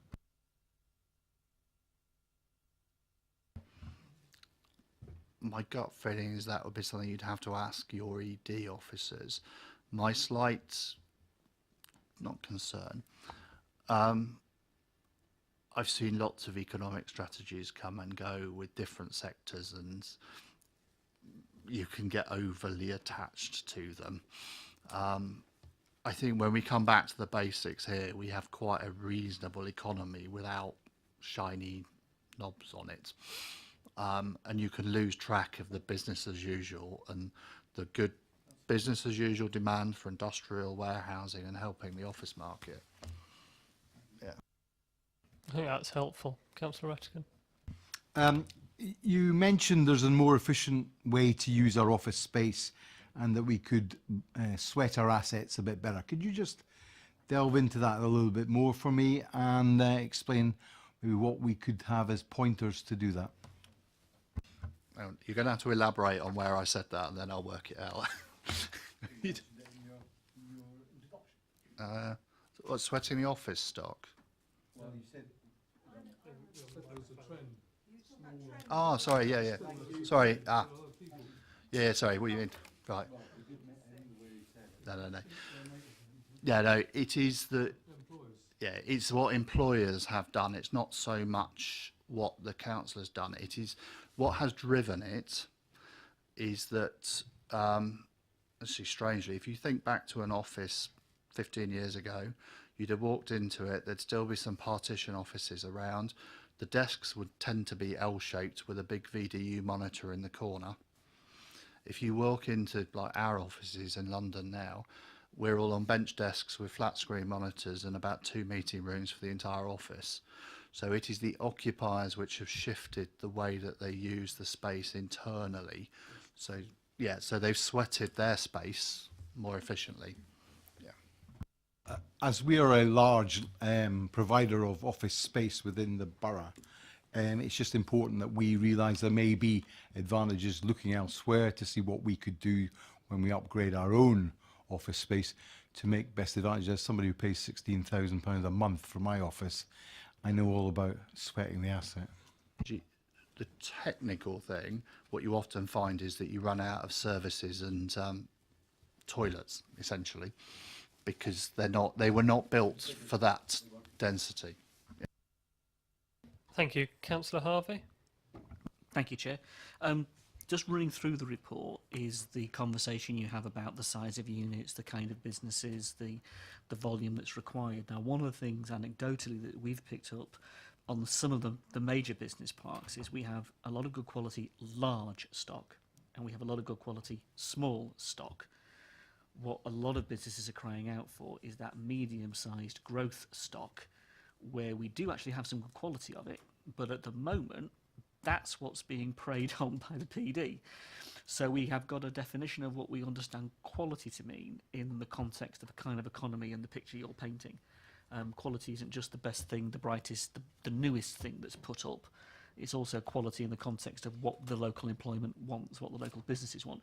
Would you just comment on that medium-sized growth element? Have you seen that in the evidence that you've looked at, or is it just anecdotal coming from what we've heard from particular businesses? Do you mean industrial or in? Right. Yeah. You also mentioned like high tech and some of the other elements, so there are other kinds of business elements. For, as you, I say, I will call it a grumble, but what the agents grumbled about was the inability to reconfigure their stock or the stock, because I've got to be, because unfortunately they say the council is not being as flexible as it should be. Now, I'm not going to take sides on that, but it is the case that if they don't have control over the stock and the land, then it is far more difficult for people to reconfigure it for what they want. And given that there is a very large landowner here, and they say the property is not as flexible as people may like, it is something to be looked at. I think that's an important point. And finally, Chair, just my final question. In terms of the risk assessment, I think what we've heard this evening is a very good report and a very good debate and conversation, but the risk assessment says, don't worry, there's nothing red, there's nothing amber, there's nothing to worry about, carry on regardless. And the risk assessment is a very small paragraph. I think there's some important performance panel bits and perhaps indicators that fall out of this. And I think the risk assessment comment is quite blasé, considering the nuanced conversation we've had around the table this evening. And I don't think it meets that, so I'd like to see that revisited in the appropriate place. Thank you. Councillor Cubitt? Yeah, just two other final pieces. On the 14% vacancy, because you made frequent references to the fact that 8% is kind of like when you can really start imposing Article 4. So how much of a lead lag time is there? I.e., if we've got flats that have been bought for the purposes of permitted development right, and they've been sitting there empty for a number of years, because we have, is that sitting in our stats as vacant, or is it sitting as already lost stock? If it's, so you're saying that there's office buildings which have been converted, but the flats are still empty. No, they're sitting there and they haven't been converted yet, but they have been bought to be converted. Yeah. in our data, it's counted as the pipeline waiting to be lost. So when it's been formally implemented, when the permitted development takes place, that's that 30-odd thousand square metres of space, because that's lost, gone.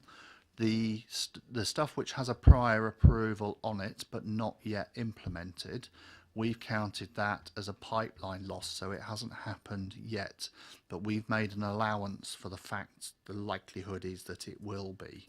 So we do know the difference between the two, and they're counted slightly differently. So one is a certain, one is a probable. So the 14% doesn't have it. No, the 14%, as I understand it, is stuff still on the market being marketed, or was, as of 12 months ago, being marketed as office. And just the second point is that we've had numerous occasions being told that the reason why the value of Basingstoke office space is significantly lower than Reading's is because of the structure of the leases, and because investors much prefer investing in stock when they have either very long lease or they have outright ownership of the freehold. So it's one of those kind of virtuous circles, in that because we, the council, own it, and because we insist on retaining freehold, we're actually suppressing the value of the office stock.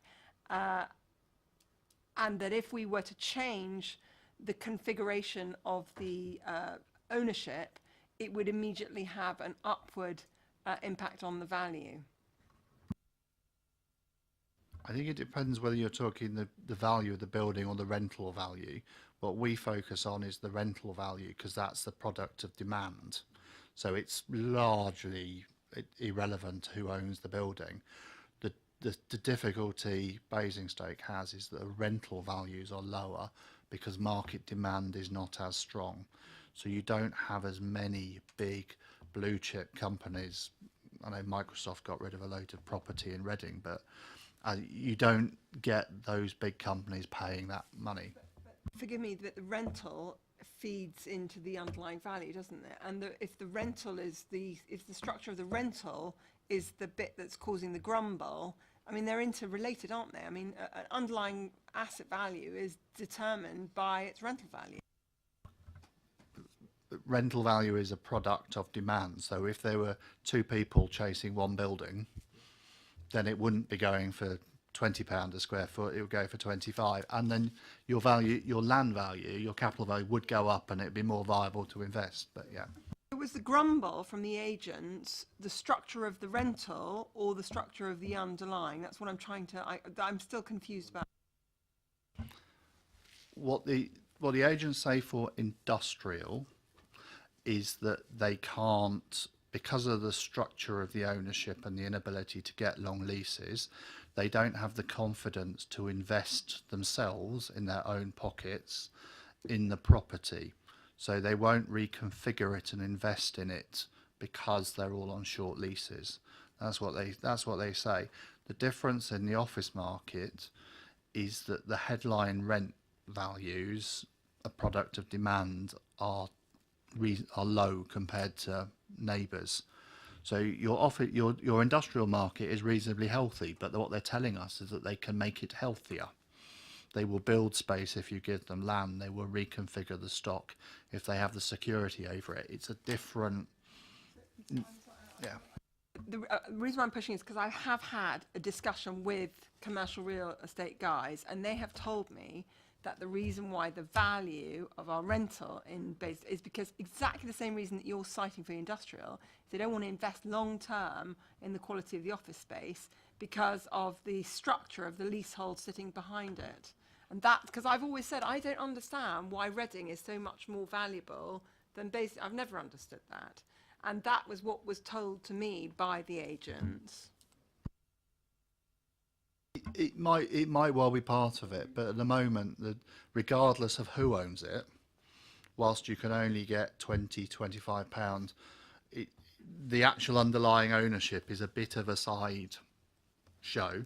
You need your rents to be a lot stronger universally, so not just one or two buildings, and then regardless of who owns it, hopefully will invest in it. I think they might be saying if they had greater share of it themselves, they'd take a bigger gamble, etc. That's probably what they're saying. There might be some truth in it, but until you get over the lower headline values, nobody will commercially invest lots and lots of money in the stock. Thank you. Finally, Councillor Phillimore. Thanks, Chair. Can I just refer you back to the rural economy and plans for employment growth in the rural economy, which is page 103 or page 75 of your report. And lastly, I'm going to be a bit parochial on Overton because that's who I represent, but it says here, your study has identified that there will be future demand for industrial floor space in the borough, and that appropriate located proposal in Overton could potentially accommodate some of that demand. But that's contrary to what's actually happened, because the neighbourhood plan, which was a democratic vote, said there was a lack of need. So, I mean, are these neighbourhood plans worth the paper they're written on, or is that for a period after the neighbourhood plan? I don't know the specifics. Sorry, I might get into it. There is a universal difficulty with neighbourhood plans in small areas, in the sense that a lot of firms in a village or a community don't necessarily know what type of space they want at the time the plan is written. So we're in a plan making mood where we think 20 years ahead and we make allocations. It isn't the case that many firms work to that cycle. So it could be the case that if you go out to a village and there are 10 firms in that village and you ask them today whether they want more space, the likelihood is no. But in 2 years' time, somebody wins a big contract and wants to expand, and there is no land available for them to expand when they want to. So I don't know exactly what process they went through, but all I can say is it's a very tricky thing to get right. Yeah. Honestly, come on. Thank you. Councillor Phillimore, did you have a follow-up point? I'm confused. Only that the inspector had knocked the industrial sites out in Overton. I have no idea what evidence he did. If somebody was wanting to allocate a little industrial site and thought there was need, I can't quite understand why a proper planning inspector would say no. I just don't. It's, if there's no other conflict with plan policies or anything else, yeah, that does confuse me, but I don't know the circumstance to it, so. Councillor Parker. Not a question. I'd like to come in with an observation in support of Councillor Cubitt, in as much that I don't think it's just this business about having to have employers or businesses wanting to compete against each other for one particular property. The properties that are there have to be upgraded, updated and brought into line with modern requirements. And I do believe the point is that I think you are making, and I support, is that if the landlord ownership lease is wrong, is not in the interest of the leaseholder to put money into that, the offices aren't going to be attractive to future rents, and that's why we've had such a problem on Basingview, evidenced by that within our own property portfolio. Thank you. I think we'll take that as a point. We're asked to note the report, which I think we can do, and we're asked to provide comments, of which I think we have provided a range of comments. Councillor Harvey, do you have something to add? Add to, if you're going to move on to a debate element of the report. What this is showing, and I think we need to record this for the Cabinet's point of view, and the Cabinet members sat here listening, is I think the number of big decisions that fall out of this report. I think there are some very key things here that we shouldn't lose. I'm sorry, but if you go to page 17 of the report and you read what Horizon 2050 is all meant to be about, it ain't anywhere close to the kind of quality of the debate that we've had around the table this evening. If you look at some of the other strategies that are falling out of this council at the moment, it isn't anywhere close to the quality of the debate that we've had about the issues in front of us. And I think that's a really important point that we need to take away and somebody needs to listen to. And then this kind of level of in-depth debate needs to be translated into those policies. And the Cabinet member makes the point on the front of the his comments on the front of the whole of this, saying future plan making and future reports and policy. And I can see he gets it. So it's where the translation of this now goes. So on the high-tech bit, which is in here, and the manufacturing bit, I think I'd like to ask questions and see some proper analysis done of how we're going to sustain that sector of our economy. You know, when they planned the new town, they did it well. It was done with good purpose and it's benefited us. And there are some pretty important lessons we should learn, and this report reasserts them. Where the transport nodes are, why places are where they are, why Hounds Mills and Daneshill and so on. There's good reason for them in that context. And they sure as hell underpin our money, because we get £15 million of rent out of Hounds Mills alone to this authority. So that needs to be on board. I want to know what the opinion is about how we're housing and growth. Is that something that the administration embrace? And if they do, then what is the thought processes about where that might be? If we're talking about offices in the way that we have, what are we talking about in terms of refurbishment, lack of management in terms of the impact that that's having, particularly around losing quality stock to permitted development? What are we seeing in terms of policy on that? In terms of skills, we've mentioned tonight about the university. It may not be a university, it might be a higher education provision. On one hand, it might also be understanding what the skills requirements are of certain employers like Sainsbury's on the other. It's also the fact that we lost Eli Lilly. That was the largest singular freehold site in the entire borough up for manufacturing in the southeast. It was a perfect location and it went to residential. Now that's history, but we should learn the lessons of that. It's really important. And you talk to the agents and they are very clear that that has cost us a number of key employment opportunities because of the strategic decision that was taken on that particular site. Chinham Business Park, we have an absolute quality office block there being converted into residential right in the middle of a business park. It is madness. But nonetheless, it's a quality business location that we're losing. In terms of the leases, I would like it noted that this council is considering moving away from that strategy. There are active conversations taking place about moving away from the long lease strategy on the basis that it is better to be far more flexible than the exact opposite of what we've just heard this evening. The Andover LEP bit, can we pick up on that, please? Can we secure that as a point? We are our own economy. The Andover bit to me is a red herring in terms of what this report is saying. And I think the LEP, this has exposed a significant set of issues with the LEP and how it is approaching Basingstoke's needs and requirements. And finally, I think this is an important point that I know our planners could take away. In terms of the demography bit, we have an ageing population, a growing ageing population, and we have a reducing workforce, as our demographic projections have shown us. Therein, the presentation this evening presents us with some pretty difficult strategic choices for an economy to be maintained in the way that we would like it to be. So again, if we're going to do some picking up the points of this, I don't think any of those should be lost. And I'd like to see where the Cabinet and others go with them. I'm not saying they're going to wave a magic wand and do it overnight, but I don't want any of it lost.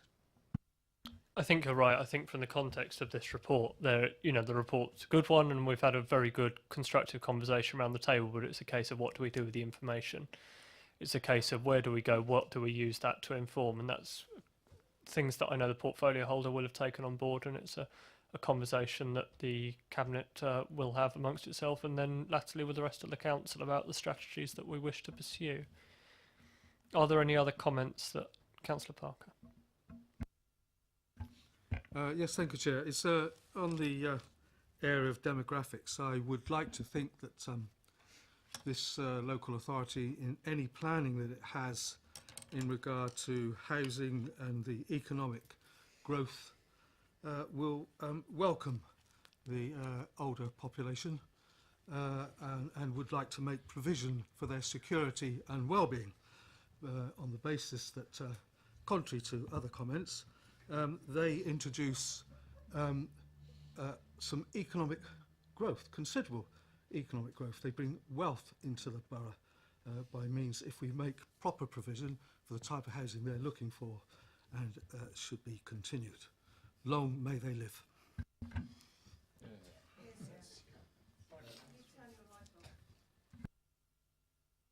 Thank you very much. I won't be inviting alternative comment to that one. Are there any other comments? Thank you. In which case, we have the views of the committee. Does portfolio holder want to say a brief? Yes, just Word. thank you. Again, another very helpful discussion. I'm going to ask the relevant officer to have a review of the webcast of this to make sure all the views are captured and given to me in a briefing note that we can dig up. I'm not too fussed whether it's in your minutes or not, but you'd obviously want it in your minutes.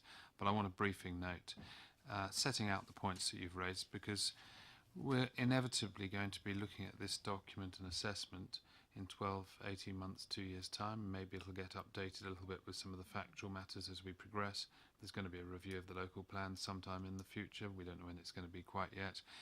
And this document will form part of that evidence base. And I would like members to see how we discussed it, so that perhaps we can pick up from these comments rather than have to necessarily go through all them through again. And of course, there may be different members on this committee in the future when this is revisited. So thank you all. Thank you, and thank you very much for attending and presenting the report. It's very helpful. Thank you. I think we will take 5 minutes to have a changeover of officers and speakers before we move to agenda item 7. Thank you.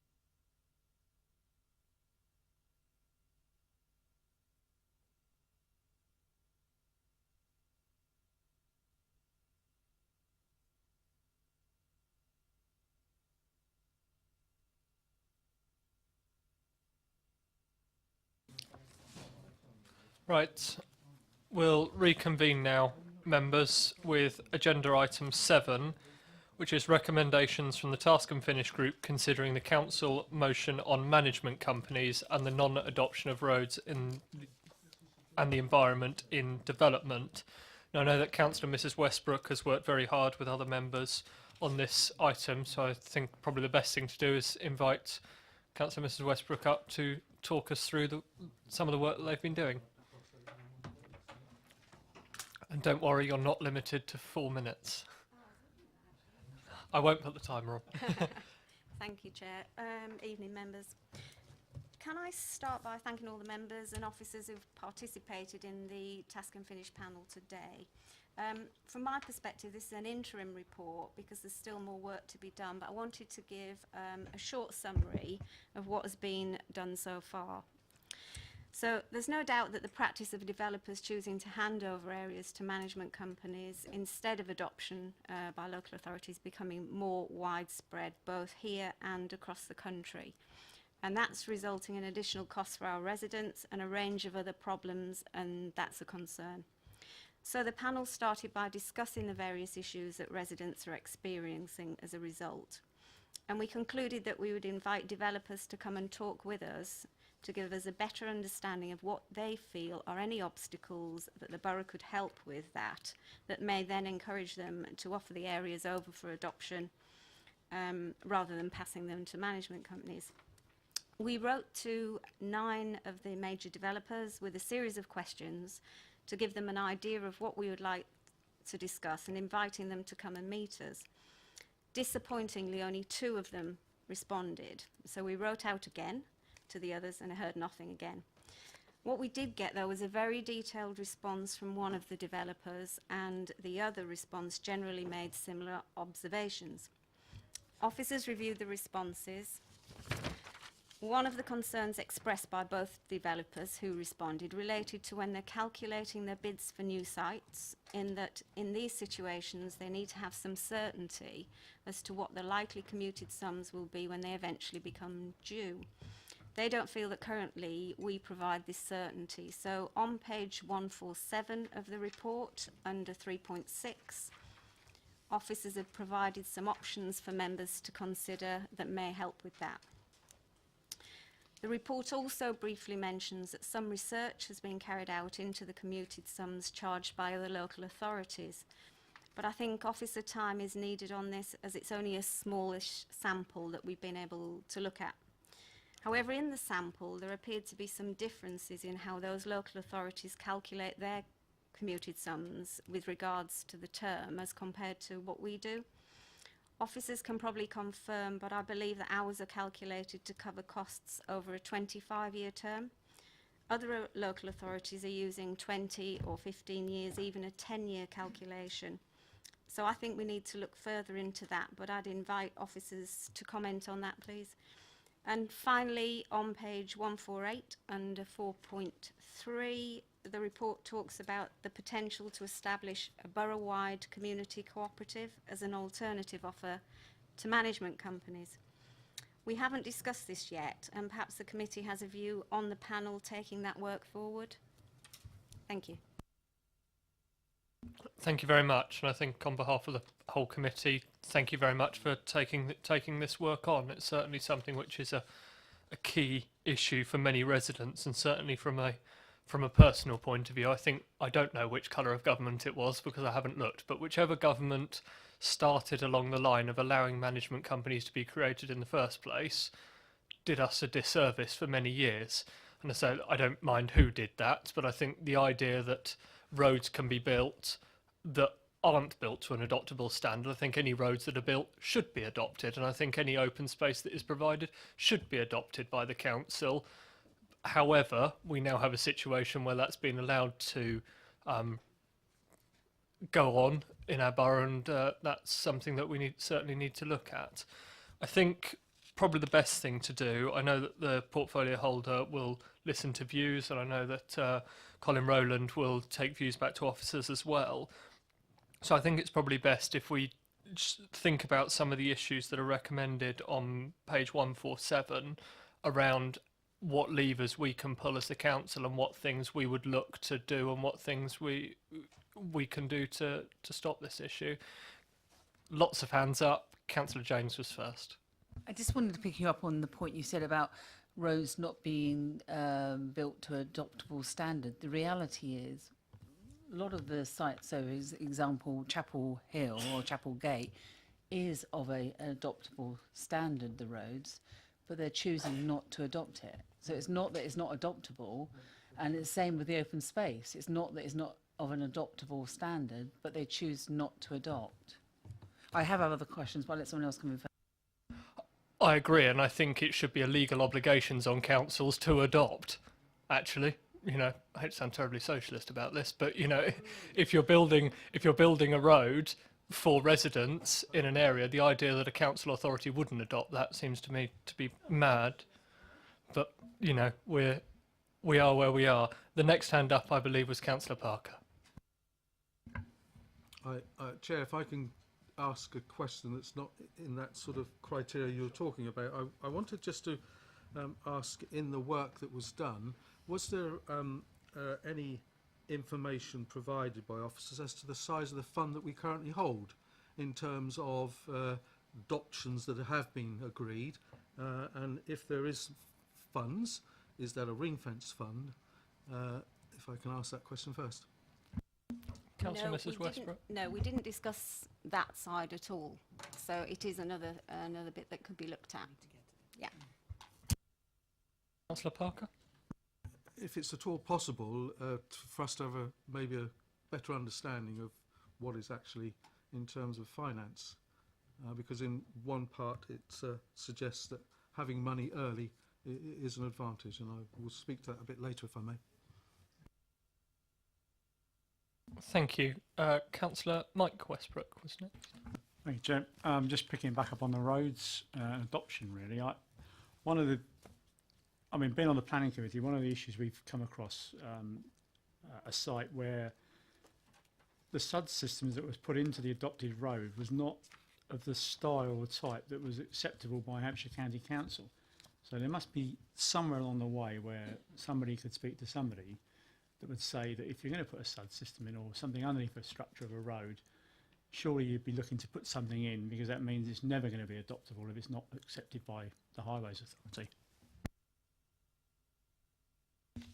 I certainly think that's something which, with the committee's permission, we'll get officers to investigate, because I think there are lots of planning obligations around that, and that'll have to be worked through a planning process. But I think certainly if there are levers that we can pull through planning to say, actually, if you're going to be building what is essentially vital infrastructure like SUDs, like roads, like community open space, then that has to be built to a certain standard, which is then acceptable to an operator to take that on. Next on my list, Councillor James. Thank you. 2.9, the council has no powers to insist that green space is transferred to the council. And it goes on, but what I'm concerned about in the report is, and I was part of that committee in that subgroup, is that we don't look at what we can do.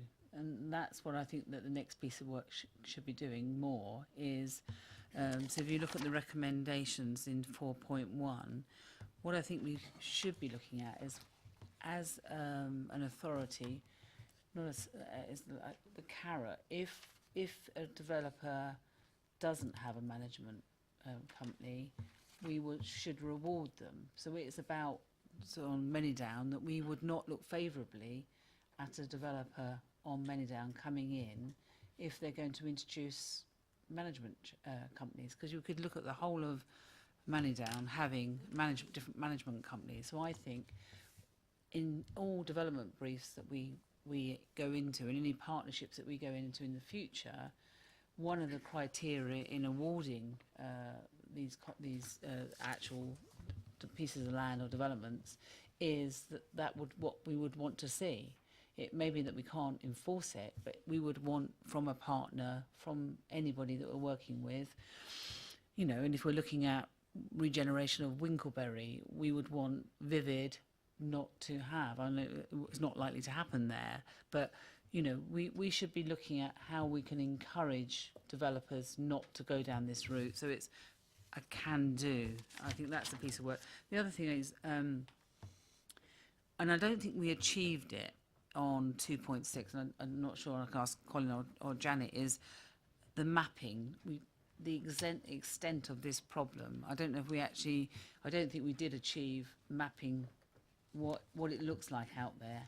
How much of the borough development has management orders and companies, and I don't think we've managed to achieve that, but I think it's something that this borough should do and look at, because our view as a Labour group is this is double taxation.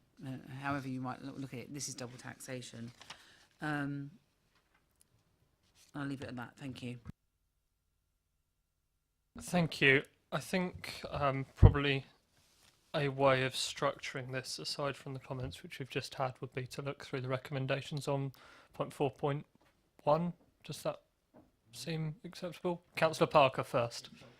Sorry, Chair, I'd like to come back. I want us to look at point 2.8, paragraph 2.8, page 146. And it makes reference to the section 106 does, however, require approval of a plan for the future management of the green spaces. Could you give some sort of rough detail as to what's the criteria that we're looking at in terms of, or can officers give us some more information in relation to what is the criteria set for approval of the management plan? How onerous is it in those terms? If I could ask I don't that know question. if, Colin, if you want to try and answer that, or we can talk with I planning can colleagues. try and answer that at this point. That I'm not entirely sure about the detailed criteria, but there is a requirement for a management plan. Whether that management plan involves the adoption of the land by the local authority, or whether that involves a management company, is not something we can determine as a planning authority. But I can't answer the question on the detailed criteria. Councillor Parker. It just seems to me to be that this is part of the crux of why they're choosing not to go down that route, is the incurred cost and the requirement of passing over the funds for the local authority to adopt. I just think it would be interesting to understand, what are we saying you've got to comply with, or you haven't got to comply with? Why is it can't just be? I understand that developers would wish to choose the cheapest option in terms of for their profits in regard to what their provision they're making for a requirement laid down. They want to get away with it as cheap as possible. But then again, it's a two-way thing, isn't it? It's in terms of what demands are we making for that management plan, for it to work, for us to say it's going to work. I just would be interesting to know what basis that is currently being worked on, that applies, that operates. Can I suggest that we come back to as an answer, the response to that question? I think, yeah, sure. I think on that point, it would be really helpful to have some information on how that commuted sum is worked out by our officers, so that, you know, if you've got a scheme of X number of houses with X infrastructure in place, because it'll all depend on the specific sites, but there must be a formula somewhere which says if you're providing X, Y, Z, then the commuted sum is Y. So that would be helpful. Councillor Parker. Just an observation in terms of. Sorry, did you want to say something? Yes. Well, we have got a table of how the charges are all calculated, but one of the issues is, as I mentioned earlier, we calculate them over the cost to us over a 25-year period, which actually makes that quite expensive, and that could be a factor in putting off some of the developers. Okay, that's helpful to know, but I think if we can pick that up with officers and get a response to the committee on that, I think that would be helpful. Councillor Parker. Yes, I just wanted to talk in terms of paragraph point 6, page 147, the second bullet point, where it was a suggestion of reverting to an indexation based increase. And one of the sort of reasoning given to that is so we have the money to invest or gain interest earlier. Well, we need to understand that that's only a benefit in times of modest or high interest rates. It really shouldn't be the only main factor why we would choose to take that option, because in a lot of cases it's ain't worth nothing and not achieving a great deal for us.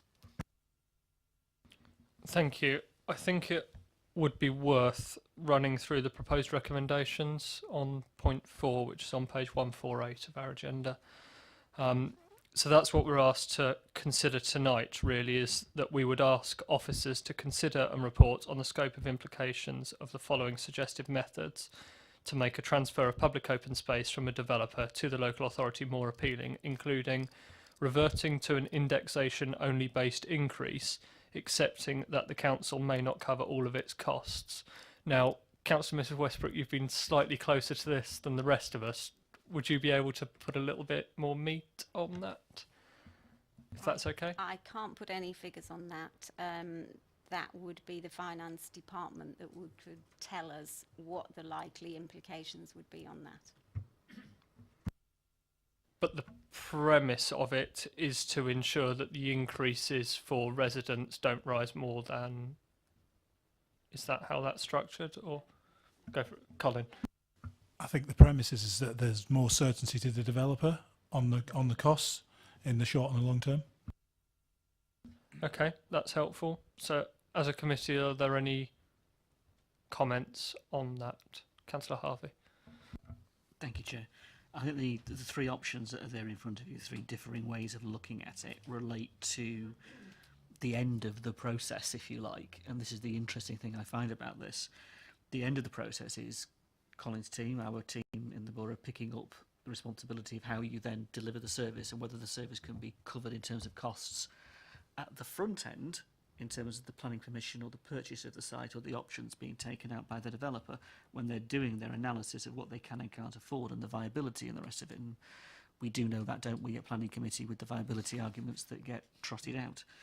I think the point about public open spaces, again, that's just one element of the whole conversation we were having, because it was about roads, it was about pavements, it was about lighting, it's about the whole aspect of the public infrastructure of a development, the public realm bit. And it's interesting with the paper that follows this, in the sense of where does a developer say we will not give it to you because we cannot afford it, who analyses what is and what is not affordable in that context, and then do our teams get shortchanged at the end of it?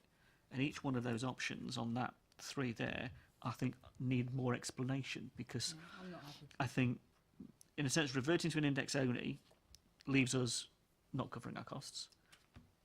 Reverting to index to minimise the loss pushes the issue out again, because we're not resolving the issue. What we're doing is reinforcing the current issues of what developers are facing.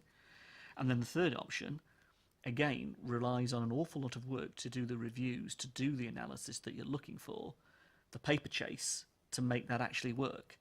So in a sense, those three options need more work to understand the implications of, I think, before anybody can necessarily say, yeah, I support that or that or that. And it also needs to cover those other elements, because they're part of it. The issue of 4.3, when we're talking about a borough-wide community co-op, the issue here is, what do we want from this? Do we want to be in competition with the management companies, where we have an outsourced cooperative which isn't our workforce but it's arm's length, that would come in and compete with the management companies? No. I mean, what I'm interested in is a direct transfer of land to this borough with the resources associated with it to manage the quality that the residents expect, that our workforce does, that we give accountability to, that perhaps looks at solving the double taxation point. Now, that cost implication is huge, because some of the increases, and Colin can refer to that, some of the increases in recent years of some of those community settlements have been quite significant to make up the difference of where they weren't previously. You've been playing catch up just to try and keep the costs associated with it. That doesn't mean your workforce has increased. It doesn't mean the kit you've got's increased. but the level of geography you've meant to cover has. So in a sense, there's a number of moving parts to this that we've begun to uncover as a result of this task and finish panel. And your point, Chair, to bring it right back to the top, highways, roads, that needs to be in this as well, and it's not at the moment. So I think there's some really good work that's gone on so far, and I just think we should carry on pushing this agenda because our residents really need us to. I think they really do. Thank you. My reason for going through these options wasn't to say do we support or do we not support. It's a case of very much seeing whether there is agreement around the table for the officers to look at it further. That's not to say that if we get them to look at it further, we're going to say yes or no. But we just want to understand. We want to understand the issues that arise as a result of that. Councillor Cubitt first. I'm just a little bit confused on one issue, which is that if the result, the green space and the new roads are as a result of a number of new houses that are being built, and the council is going to get additional council tax per house. So I don't understand personally why I personally wouldn't ask for any money from the developers. I'd just take the whole lot, lock, stock and smoking barrel, into our assets, and the additional revenues generated from the additional housing is what will be paying for the upkeep of the open spaces. I think there would be challenges there. I'll ask Colin to comment, but I would. The only comment that I would make on that is it's a question of the fact that we are in a two-tier authority would be my immediate observation of that, in that that's not just a case for us, it's a case for the county as well. But I'm sure that on the finances, Colin will be able to comment. I just think members need to consider the percentage of council tax income compared to the income that the council gains as a whole to run services, and the income from council tax is quite low and doesn't necessarily cover all the services that we provide. I appreciate that, but when you look at the council tax, there's a significant amount that we then pass on because we act as a throughput. Completely understand that to the highways department. So the open space would be an area where our guys would be responsible for cutting, etc. But you're getting additional income because you're getting additional people's living in the borough, and then the road cost is throughput anyway to highways as well. So I'm looking at a completely different way. I personally don't understand why we would be creating this problem because we are imposing an additional cost on a developer, when actually we should just have a legal undertaking from every developer that at a certain point in the development, all the communal open green spaces becomes our property and the roads becomes the council's, and not overcomplicate it. Thank you. Councillor Parker. Thank you, Chair. I'm close to agreeing again with Councillor Cubitt in relation to this issue of why I thought the fundamental reasoning, the drive behind us taking on this piece of work, was concerns on behalf of residents who found themselves in a situation where instead of the local authority being able to take over adoption of these green open spaces, managing them without any necessity for increased charges, unfair, unreasonable increased charges being applied by the developer to the residents. And I think we have a role and responsibility in this as the local authority, where we shouldn't necessarily be over worrying about what might be increased costs and charges incurred in maintaining these parcels of land in 25 years' time. The reason I asked about, again, the criteria with relation to the 106 money was to have a better understanding how we can actually assist, move towards helping the developer to stop the trend, let the land come across to us.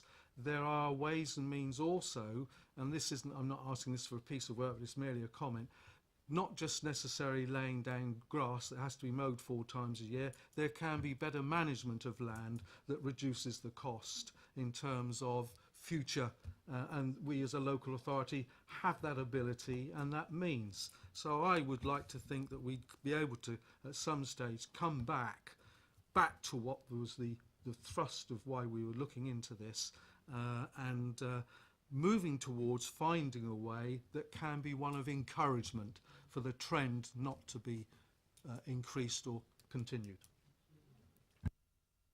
Councillor Westbrook. Yeah, just briefly, Chairman, I want to reiterate what Councillor Harvey said about the playing catch-up, because that came out of the neighbourhood management group as well. I think when Richard Wareham was here, he raised those issues and said that, you know, there's a problem with that. So I think that is a vital point to say, you know, you're trying to get the money back to get back to where we are because of all the, you know, all the spaces we have to cover now. So I think that was, you know, it's a good point, really. Councillor Rattigan was next. Thank you, Chair. I live somewhere where we have a management company. It is resident-led and it's really well worked.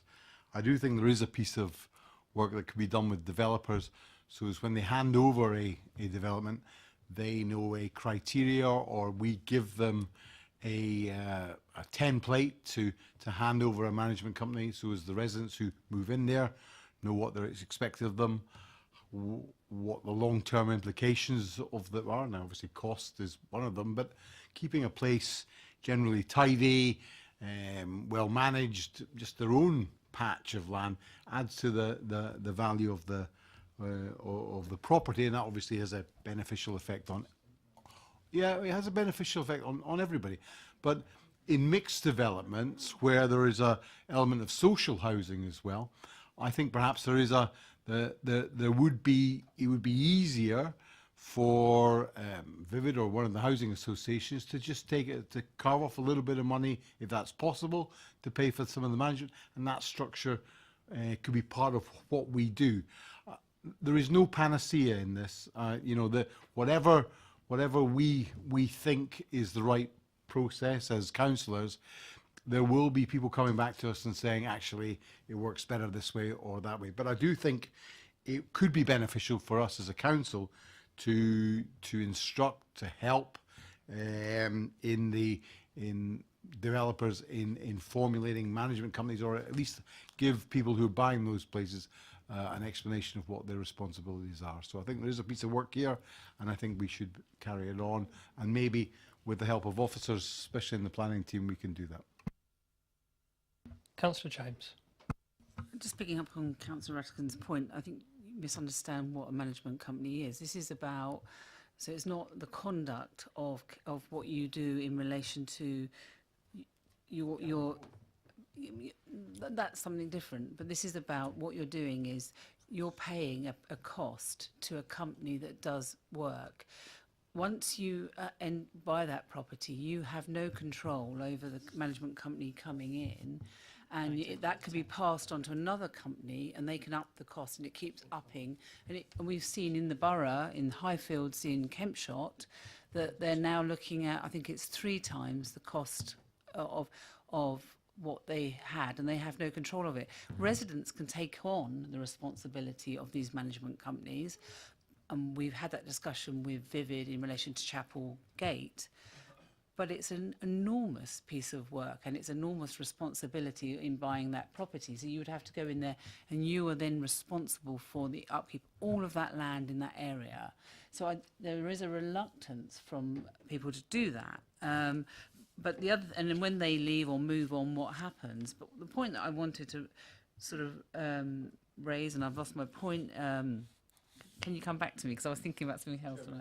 No problem at all. On that point, Councillor Rattigan. Thanks, Councillor James. I understand that. I'm suggesting that if we get resident-led management companies and they go straight to them rather than people who are out to make their profits, then it may be a beneficial way forward. I'm not saying it's right or wrong. I'm just saying that may be a beneficial way forward. Have you found your point? I've remembered it. Perfect. Councillor James.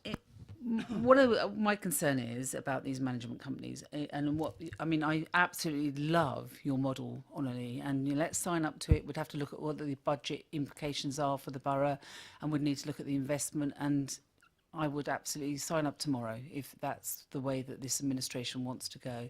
But if you look at Rooksdown was developed. We took on Rooksdown, no more staff, but the staff were meant to cover Rooksdown, as well as covering Norden and Winglebury. So I think it's in relation to, I think it's 2 members of staff that cover those 3 areas now. So we have budget implications. At the moment, every time a new development takes place, if it is endorsed and if it is, we then don't give more staff, and there's a reluctance to put more staff into this area of work, which we need to. There's a desperate need to have more staff in this area. You're not doing that, but you're giving these workers much more to do now. But I would like your model, and I'd like to see what that would be costed up as a budget implications, because I think that's the way to go forward. And if we saw from the earlier presentation that we're going to need to have more housings to deliver this economic strategy, and we're going to need infrastructure, then we need to make sure that the people that are living in these properties are happy and they're living in areas that they want to live in. So I think that's a great idea. Let's cost it up. Next on my list was Councillor Harvey. And it's interesting the conversation we've had around the table, because a lot of this is hidden. I think that's perhaps the issue that many of our residents suffer with. The idea of the resident-led bit's fine, but then they're contracting out their services to somebody to come and do the work for them, and there's the management structures, and I think there's an important element to look at that, because, for example, parishes and the other element, there's a conversation to be had about, if residents took on these responsibilities, what is it that they're taking on? And I think many of them don't necessarily know that when they get themselves into that position. I think that's a really important point. And there are a number of residents who have looked at this on estates where you have some residents who are willing to do it, and perhaps a minority that are not. And you're into a very difficult negotiation with a private management company who hasn't done the work anyway, because they've let their standards slip. They have salted those residents for every penny they can get out of them. And they have, in some ways, left a mess that nobody else is willing to clear up. And that's the Highfields example in a very good way. I think the other aspect with the management companies, which is interesting, is the relationship between developers and particular management companies. And we are seeing this kind of, I don't want to use the word cosy, but it is the word that comes to mind, where particular developers will bring in their chosen management company because they choose to have a commercial relationship with that management company for their developments. Now, that's fine. I get the world that the market operates in, that's allowed. I understand all of that when we're coming about development. But to a resident, you don't get to choose the management company. You don't get a debate about what rates you're being charged on top of your council tax and on top of your rent. You don't get a debate about the standards that you might want. The whole element of customer care is forgotten about, because a Barrett's or a Bellway have decided, well, you're going to have that management company, we will decide what rates you're charged, and because the local authority isn't imposing the standards, and our standards are good, and they should be good, and we're going to get a report on that, obviously, in terms of what you gentlemen are bringing forward, and showing what you're bringing forward, that isn't even in the equation. I think this has got a really important way to go in terms of us investigating it, and the point about the planning officers, I'd just like us to hang on to. I think the planning side of this is worth exploring quite a lot. What do we expect in our planning applications when we're looking at this, and what powers could we look to as future policies portfolio holder when we do review the local plan that might help this? Councillor Mrs Westbrook, on that point? Just to add to what Councillor Harvey said, and in particular I'm in favour of Councillor Cubitt's idea, but in Popley we've got a development where on the one development we have 3 different management companies operating. There's no uniformity of maintenance of the areas, and we've also got sections on the roads where some of the residents aren't required to pay to those management companies and yet are using the facilities on that development. They may be using the playground, but the damage to any playground is picked up by other residents. So I'm all for Councillor Cubitt's idea, and I support what Councillor Harvey's just said. I certainly know that those issues in Popley, I mean, you'll know better than I, but some of those new homes are in my ward as well, and I get some of the emails that say, you know, where you do get some of those issues come out very strongly. Next on my list, I believe, was Councillor Parker. I would just like to reinforce what I asked earlier on in regard to do we have funds that we've received from developers where we've taken over adoption of the open spaces, and if we do, maybe we could have detail of what schemes what monies we've had, because I think maybe this is something we need to look at, is how are we applying that money in terms of when we then go back full circle and look at the way we calculate what's required, can we justify that? Because if we can't, then maybe we should be looking at reducing the criteria to perhaps improve the uptake of that option by developers. I think we need to look at they say in business, I think, let's follow the money. Councillor Westbrook. Thanks, Joe. Yeah, I mean, I think this is a piece of work that needs to continue. I mean, having seen what management companies do, I mean, people complain about the rising costs, and a lot of the management companies, rather than reducing the fees, they reduce the standards to try and keep the fees low to balance that out. They're structured in such a way as well that even when people enter into that, there's no way of getting out. I mean, I know areas where you've got even where I live, for example, we've got 4 separate apartment blocks, where each one has been set up as an individual company, which then puts you in a position where you're unable to, as a cooperative of people, get a 50% share, whatever it is, where you can take it back and control it as a resident. So it's been made very, very difficult by the freeholder and the developer for anybody to do that, and I'm sure that's probably repeated in a lot of areas. So if we can get into a place where we can avoid those situations and put some safeguards in it, because for a lot of the residents, you know, they're not going to be able to turn the clocks back, and they're going to be stuck with that ever increasing costs, which needs to be avoided at all costs, really. Thank you. So far, I've got that we want to ask officers to investigate this particular line of work.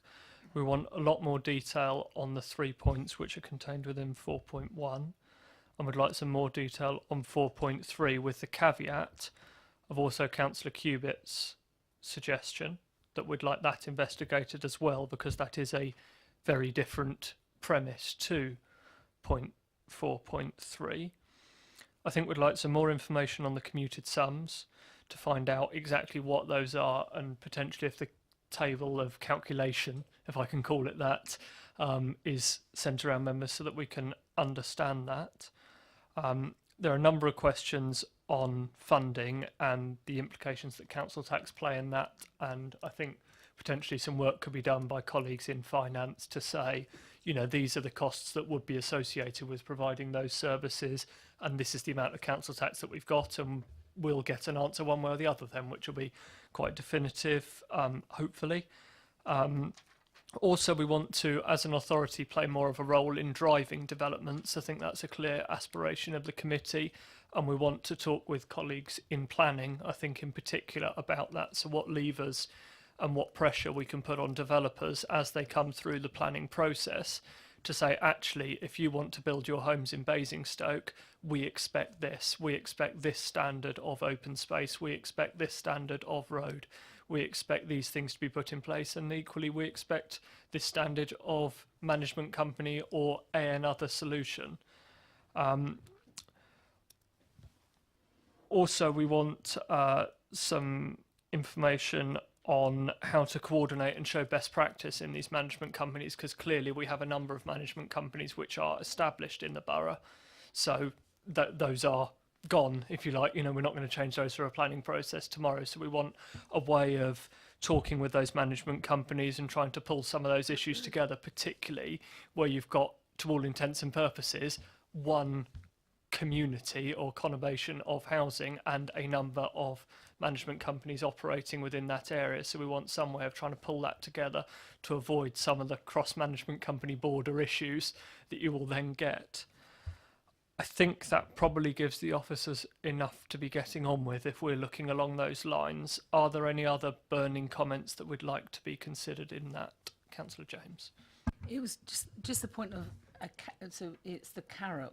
We need to make sure that in any development that takes place in this borough, so that's with the economic department of this council that we make sure that those partners that we work with in the future, that they are not going to go down this road. So if you're looking at Manydown and all of the future development that's going to take place in this borough, it's the carrots that we use to encourage our new partners and developers in this borough, and it's also exposing and giving some sort of status to what we don't like about this. So that we don't like what developers are doing, and I think we need to say very clearly, publicly, that we're not in favour of this as a council, and I think we need to make that very clear. And so when we have a development brief or whatever, we have all these ticks as to who's going to get what. That needs to be up there to ensure that anyone going forward, that would be not looked favourably again if we actually went with that developer. And the other one is, I think we ought to, at this stage, very early now, is to also be writing to government to be saying, as a council, I know this is outside the scope of that little subgroup, but I think as a council we should be writing to government to say the problems that this is causing us as a council, that we don't support this. Timely with the review of the MPPF. Yeah, that's what. Do you want to come in?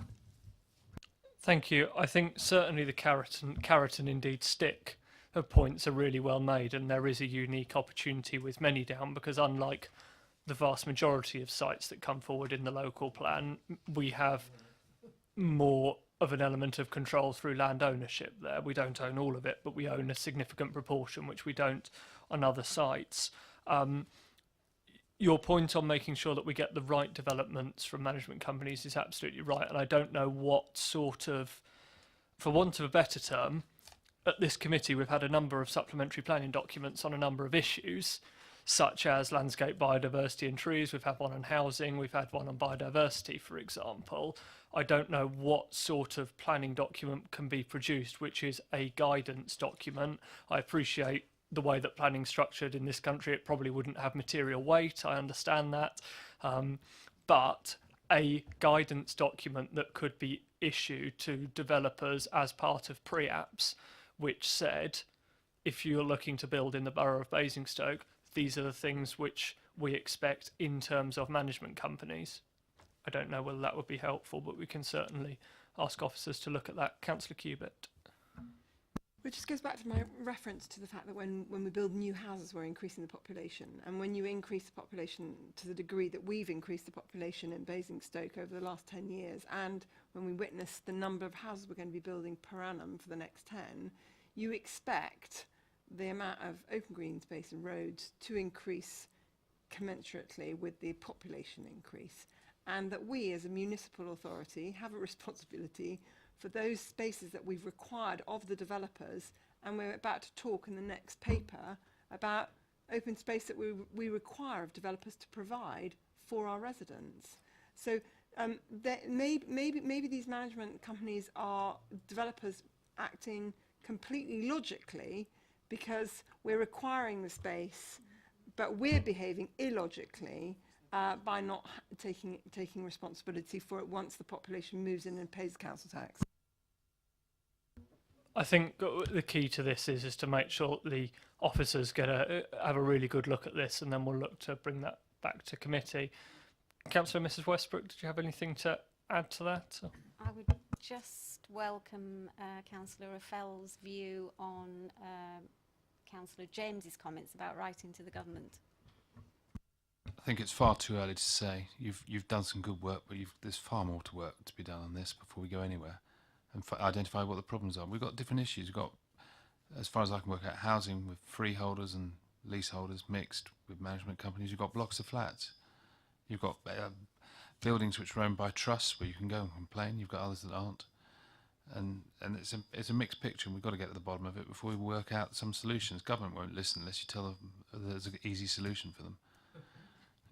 We all know that. You've got to point them in the right direction, haven't you? You can't just simply say, here's a problem, deal with it, because that's exactly where we've started. Thank you. I think with those comments taken on board, we will draw that item to a close. So thank you very much. think it might be worth just, I don't know if members want a quick comfort break. No, we'll carry on. Chair, I'm a bit concerned about Councillor Frost. Is he missing an action? Councillor Frost has a personal matter which he has had to go and attend to. So he won't be joining us again this evening, but we all send him our best wishes.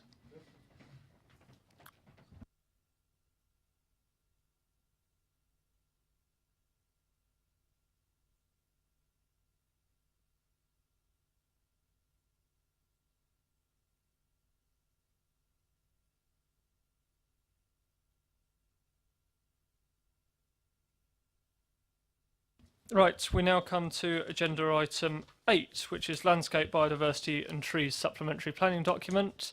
We are joined by a couple of colleagues from planning, Paul Johnson and Matt Melville, and we have Councillor Raphael, who will give us a brief introduction to the paper.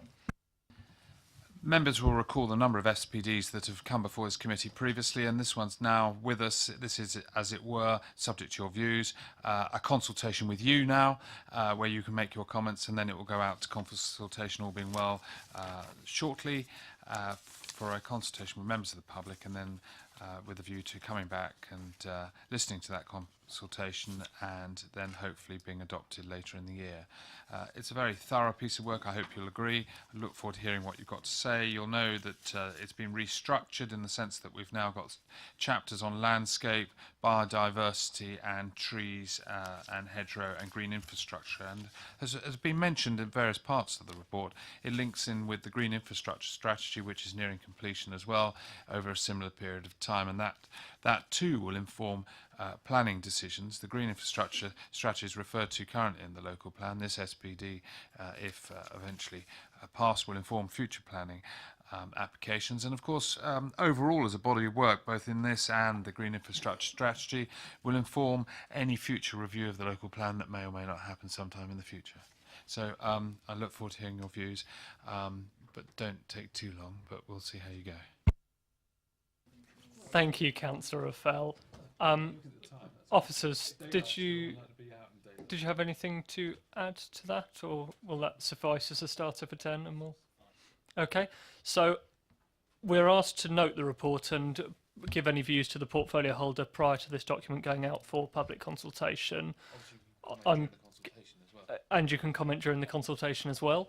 I'd like to stick reasonably rigidly on this one to questions, and then we'll have a brief debate to summarise views of members. So if we can go to questions. Councillor Cubitt was first. Yes, hi.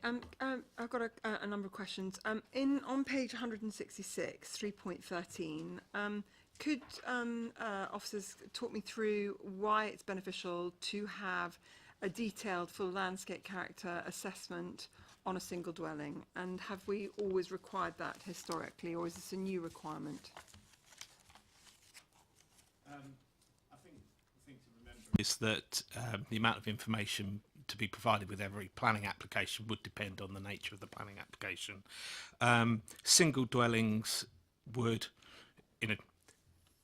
this list here can't be exhaustive, but single dwellings in the countryside, depending on what the nature is, might require a landscape character assessment if it, for example, was an extremely say a large building replacing smaller buildings that might have an impact on the wider character of an area.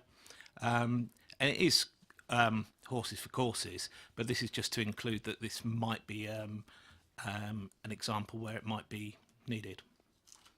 Councillor Cubitt, can I cut you off? I beg your patience with this one.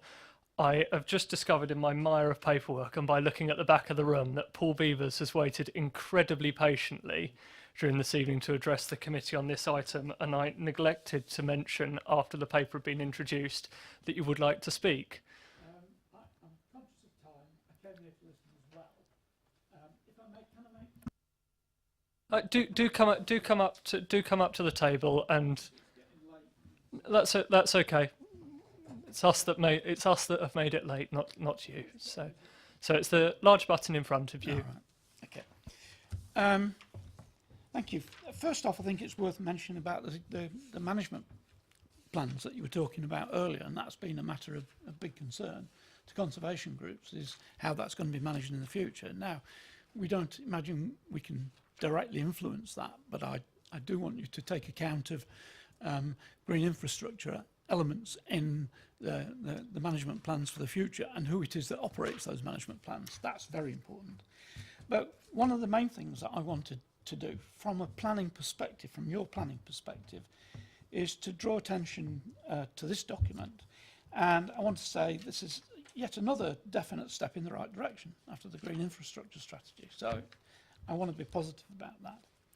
However, there are times when I don't feel that the council's policy approach is robust enough with developers, and where we actually lay down the law a bit, if for want of a better term.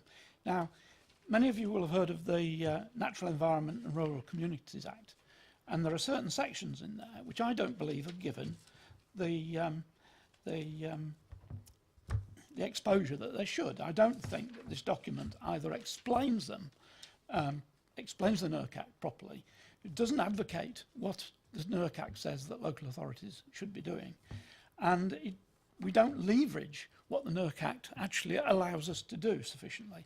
Now, this has come up before on ancient woodlands and other things like that, and I would encourage this committee to actually place some focus on the way the NERC Act's used in policy formulation and the information that you receive from officers that's implicit in what the NERC Act requires, because you do have a responsibility or a duty under the NERC Act to reverse the declining in the natural environment.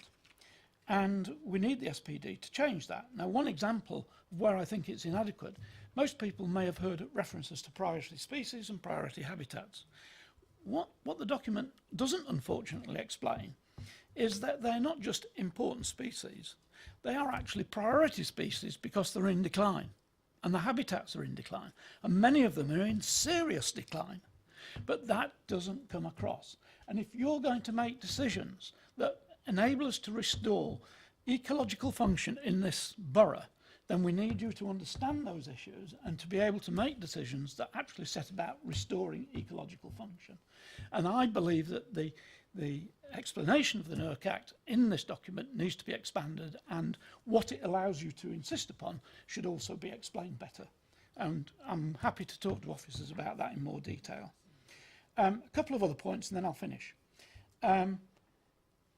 I think that we have to do what the NPPF says, and I think officers are aware of that, which is defining criteria-based reasons why we do things. So, for instance, we talk about mitigation. Under the terms of the NPPF, we should be able to define what constitutes adequate mitigation and what is not. It's not easy, and I'm not pretending that it isn't, and we may have to have more than one stab at it, but we have to do it. That's what the NPPF requires, and that's the only way that we're going to counter developers who will just drive a coach and horses through.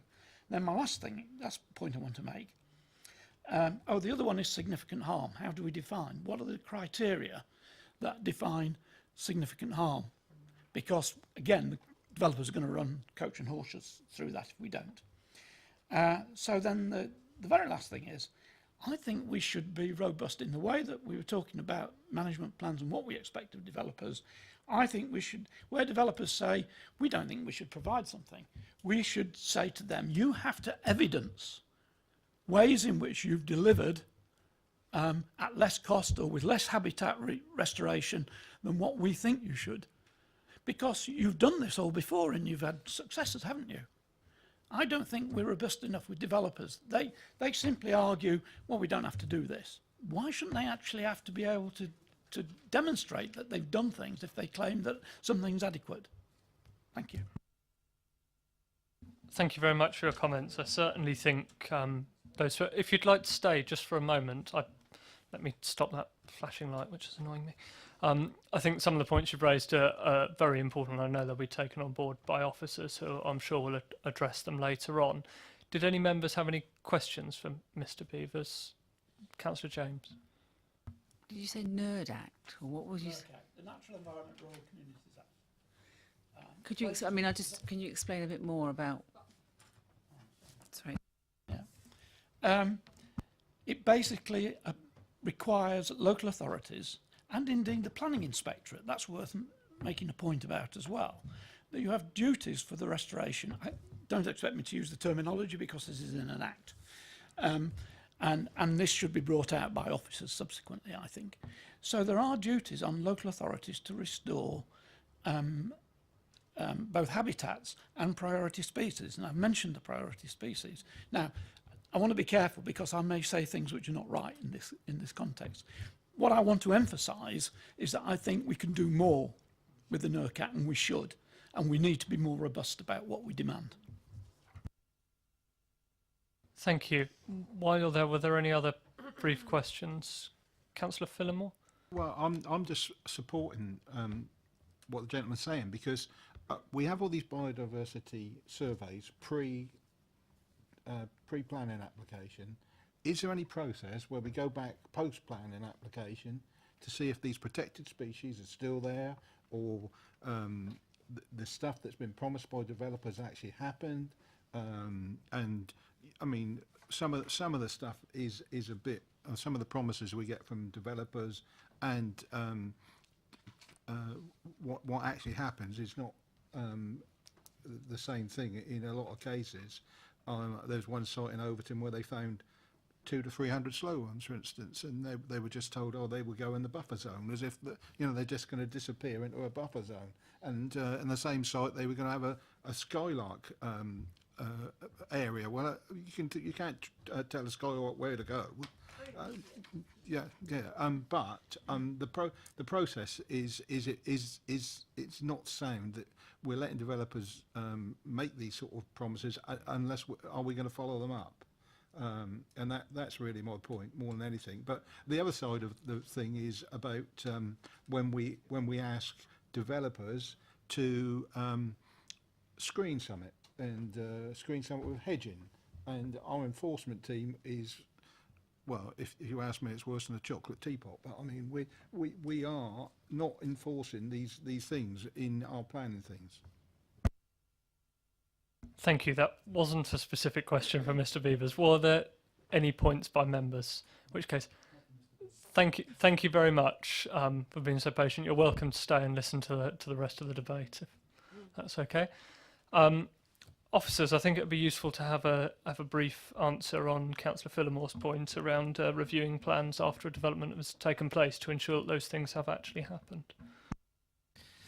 Yes, obviously the council's enforcement team do get involved in enforcement of planning conditions, and with biodiversity issues, we do have a look at them, and indeed it's something that we're looking to develop further and how we can monitor better, and that's one of the elements that we're looking at as part of the green infrastructure strategy. So it's kind of like setting up the mechanisms that are, a bit more effective. Thank you. A number of members on that point. Councillor James first. So I don't quite understand it. So we have a development, they say they're going to do this in relation to the Great Crested Newt or whatever. What I'd like to understand, when do you go back? Who goes back? How is it measured that that has happened? I'd quite like to understand the process. I know that we have an absolute shortage in relation to the enforcement team, and it seems to me that there's going to be more demand. Is it just the enforcement team, or how does it work? Well, with the more specialist areas like biodiversity, it will involve members of the natural environment team, and it will depend on what we're monitoring as to when we go out. Obviously, there will be certain species that will require monitoring at certain times. There may also be occasions where there's an obligation on a developer to provide updates on how work is being, or how species are surviving or getting on within a new development. Just to push you on it, I'm not sure I'm not clear on it. Is there a formula? How does it work? So the development takes place. Does that specialist person, when does it get signed off, and who sees that? And when are you happy with that? Or if you're not happy with it, you know, I just want to understand that that piece of work happens, who owns it, and who then says, yes, we're happy with it. And if you're not happy with it, do you report that to local members? How does it work? I don't quite understand what you're saying. Sorry, yes, we would work with the enforcement team to take any further measures on that, and you know, we will work with them to work with the developers to improve, you know, any deficiencies that there are on that.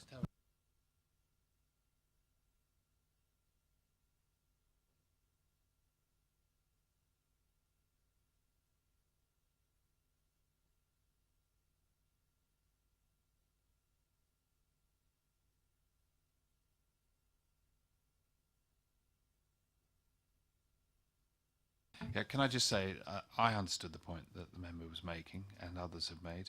The question is, if there's no complaint from a member of the public about anything going awry, do the planning officers go back and just check that everything is being done in relation to this aspect in accordance with the planning permission, and assess, the second part of the question was assessing whether the approval and the development has actually the mitigation that's been placed has actually meant that the species are not as harmed as they would have been if there's no mitigation, for instance, and how's that quantified? I understood that.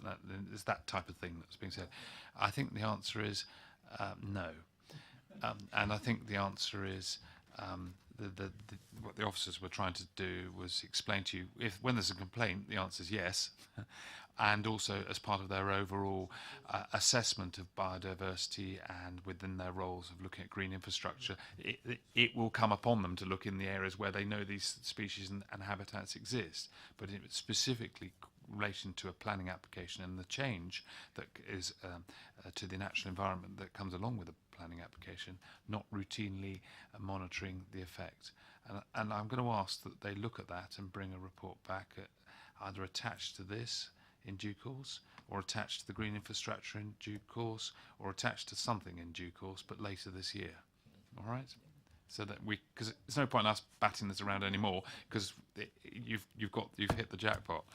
Yeah, I really welcome that, and that's great. And I again, I don't know where it would sit. So, like you say, in relation to what strategy would that, and who would then own that?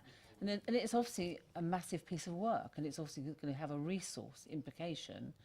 But I think if this has any merit as a document, or any of what we are saying in relation to our local plan, we need to ensure that we do these things. We can't just say that we have them. But there will be resource implications in relation to it. Thank you. I think that point's been well and truly taken on board. If we can then revert to my list of speakers, which at the moment is Councillor Cubitt, Councillor Westbrook, Councillor James and Councillor Phillimore are on my list. Thank you.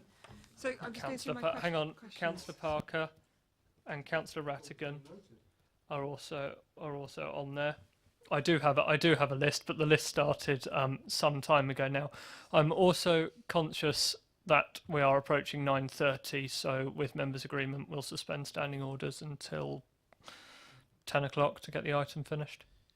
Just on the monitoring, there is an absolute obligation on the part of us, the council, on every single policy in our local plan to commit to monitoring. So it's already there as an obligation. So my next question, my first question was about single dwelling. My next question is on page 172. Yes, there is, it's on the bottom of every single policy. 172 is 3.36. Could you explain why larger developments, that we'd be requiring too much information to be included on one master plan, and that therefore we're giving them an easier ride?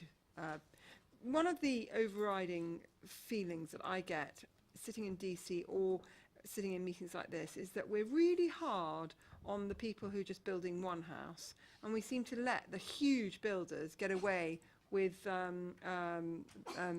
scot-free on a number of issues. So just like you talk me through that. For 3.6, what we're saying is that for small developments under 10 houses, a landscape master plan can include details of soft landscaping and hard landscaping on the same plan. It's when we get to larger developments, say some of the big housing, you know, many down, that sort of thing, where having hard landscape details and soft landscape details on the same plan actually makes it difficult to understand. So, you know, we're requiring the larger developers or larger developments to have separate soft landscaping and hard landscaping plans. We fully realise that, you know, for smaller developments there might not be as many issues, so you could quite easily combine them. There was a very specific example in last DC where we had a planning application and there was no, I mean, from a landscape evaluation perspective, the development submission was purely in relation to that development and took no account of the height line, ridge line, for example. So I just, of all the proximity of housing next door to it, it's just slightly weird. Okay. I think that was a specific planning application point. If we can keep questions to the paper, that would be helpful.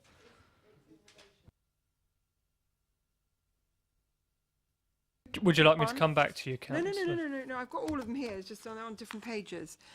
Page 201. I'd like you to explain why you think 10 metres is sufficient buffer zone on either side of a river. That's based on Environment Agency standing advice. Could we seek a higher buffer zone? Could we seek a 20 metre? Well, the text does say for main rivers minimum buffer zone. So if there's special circumstances, you know, require it, then yes, we could. So we all know minimum is always what ends up being the gold standard. So I would just like to say that I would like to see that increase from 10 metres up to 20, if possible, please. Would it be worth, with that, almost turning the policy on its head then, and rather than saying a minimum of 10, if we said 20, subject to special consideration, which may lower it then, because that then spins it on its head, and then it's the onus is then on somebody else to get it lowered to the Environment Agency standard, which there would have to be very good reason for. I don't know, I'm just... I like that, because when you look at the map on the next page, the 10 metres looks really quite, it doesn't look important enough, especially when we know that our rivers are the jewels of the chalk portfolio of the country. I just think 10 metres either side is far too small minimum buffers. On that point, Paul? Hi, thanks very much. I think possibly one of the risks of turning it on its head, if we said 20 metres with a going down, you know, then we might end up even lower than 10, you know, in that case. So we've based this on 10 being, you know, following guidance from the Environment Agency, which is kind of like nationally recognised way of assessing these things. Is the 10... Sorry, Emily. Would it be worth then, I'm very conscious of what Councillor Cubitt says, and I agree with the chalk streams point, which is why I'm pushing on this, but would it be worth saying we seek 20 metres subject to special considerations, but in no event lower than 10? In any event, yeah. Because then we're covering it off so it doesn't end up as a de minimis threshold, but we're still protecting the rivers in the manner which we want to see them protected. It's certainly an issue in Councillor Cubitt, Councillor Rattigan, Councillor Sherlock and my own wards where we've got the chalk streams. Councillor Cubitt. On the trees then, at the moment it's currently got a 20 metre buffer zone, and I'm wondering whether we ought to up that to 50 metres.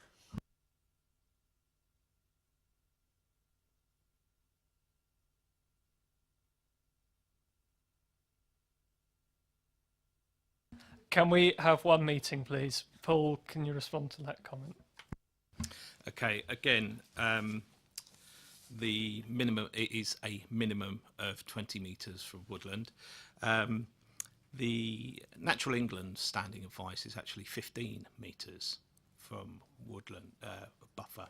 However, we're looking at 20 for a minimum, and again, we there could be circumstances, say particularly sensitive habitat, where we could ask for more. What this document does is make more clarity in terms of what we've had in the past of actually where that 20 metres is measured from and at what stage. So what we'd be looking at is 20 metres from the edge of the canopy and at the time that the application is submitted.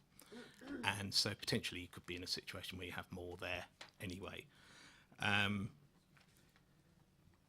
In terms of 50, it would be difficult in terms of some of the practical issues to allocate that amount. For example, you know, that would mean more land would need to be developed on to meet housing figures. Could have wider environmental impacts, because where you're spreading development out, then you know you could affect other woodlands in the locality.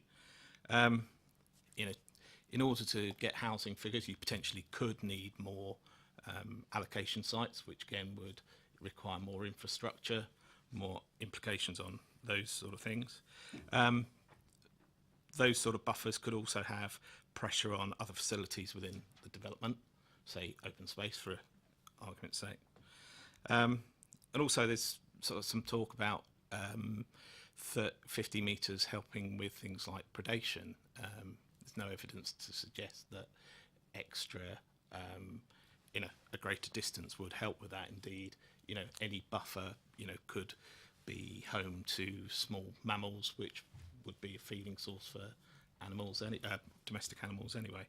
So the answer is we've got a minimum of 20. There is, you know, in particular circumstances, if a habitat is particularly special, if it's a ancient woodland, we might be able to negotiate that further, but it does clearly say in here that this is a minimum of 20 metres. Thank you. I think the key difference with this is that the issue with the rivers is an issue of national importance in the context of our particular rivers and chalk streams in Basingstoke and Dean, whereas the tree issue is a more national issue. So knowing that we have a policy in excess of the Natural England guidance, I think is helpful. So, but we could, if we wanted to, as a council, distinguish trees with a 20 buffer versus ancient woodland with a 50 buffer. I mean, we could choose to do that if we wanted to.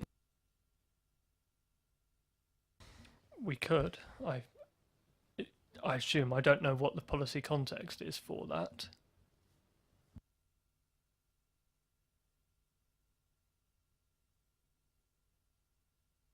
I think do we come back to the fundamental premise that the Natural England guidance is 15? We're proposing a policy of 20 in this SPD, and then in the case of a particular patch of open woodland, we would then seek to negotiate upwards if there was a specific impact which had to be mitigated for.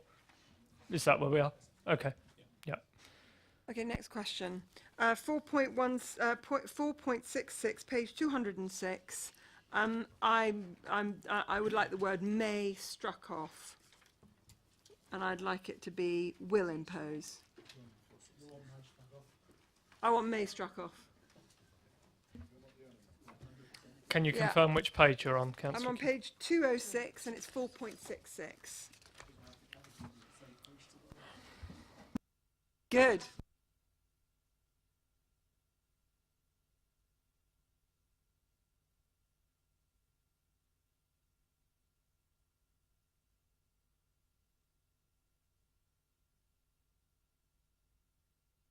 While the officers are considering that point, have you got any further points, Councillor Cubitt? We'll take one more and then we will go round the table. Pick your most important one, make it count.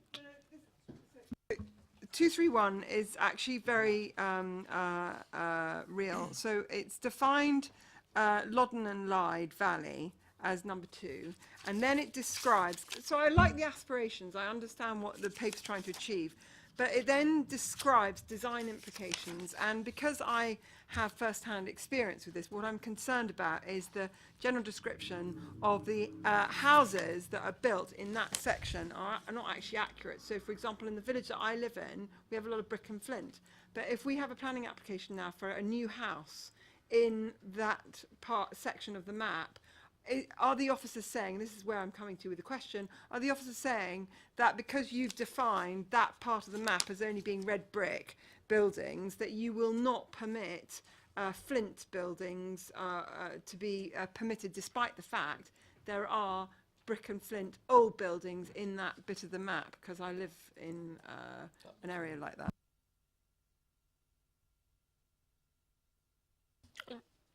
What's the question on that?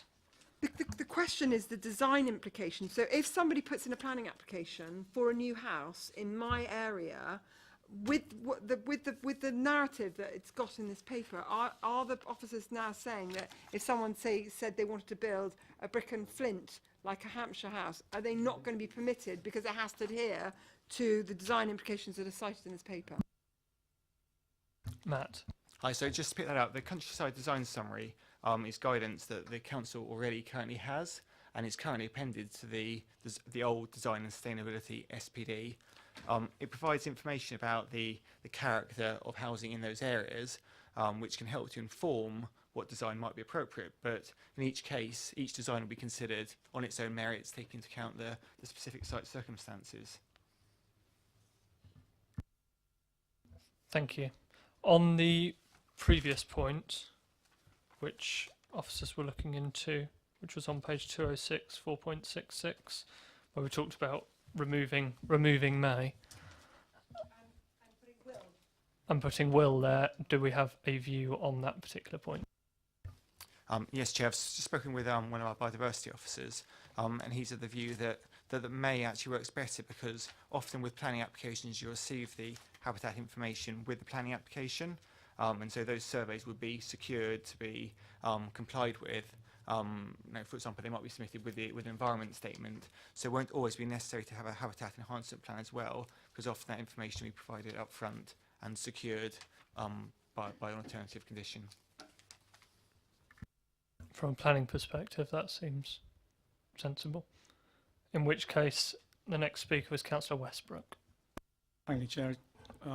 Just going back really to the beginning of Councillor Cubitt's first question, quite a long time ago now, in relation to the SPD, it's point 3.2, whereas SPT does not add additional burdens upon householders or small developers, which is a bit of a reverse of Councillor Cubitt's question.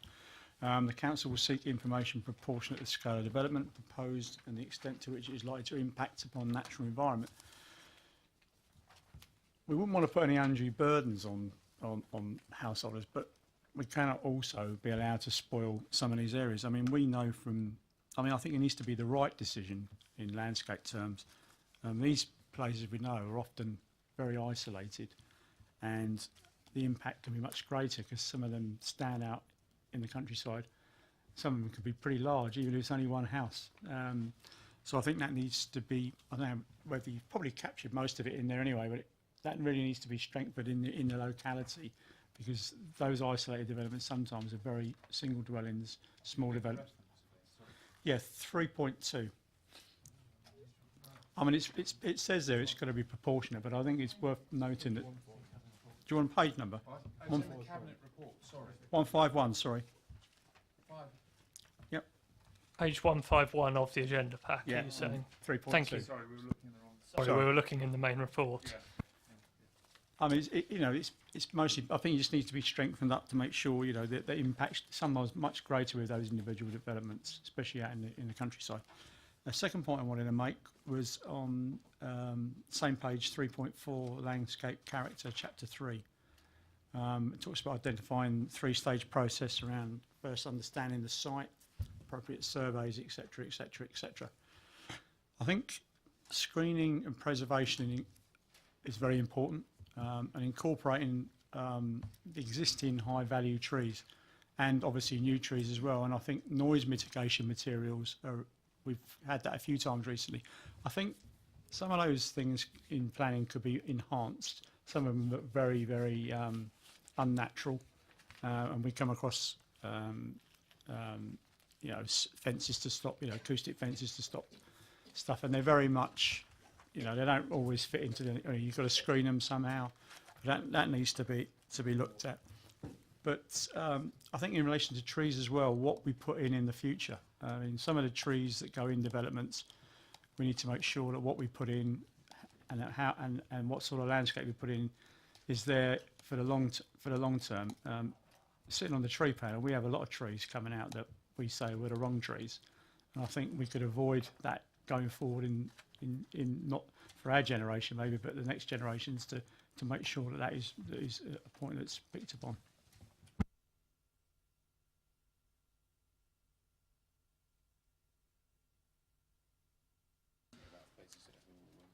Matt, did you have or Paul, did you have a response to that? Paul? Yeah, in terms of new tree planting, that's covered in policy T4, which is on page 216 on there.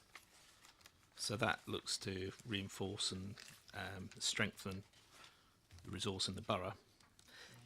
Now, in terms of your point about noise mitigation, yes, I take that on board in terms of how they appear. They can look quite stark at times. That is something that possibly we could add to Principle L8 on page 178. So that would be bullet point 5 at the bottom. So in there we talk about choice of materials, hard landscape detailing. Then we can include something to do with noise mitigation there.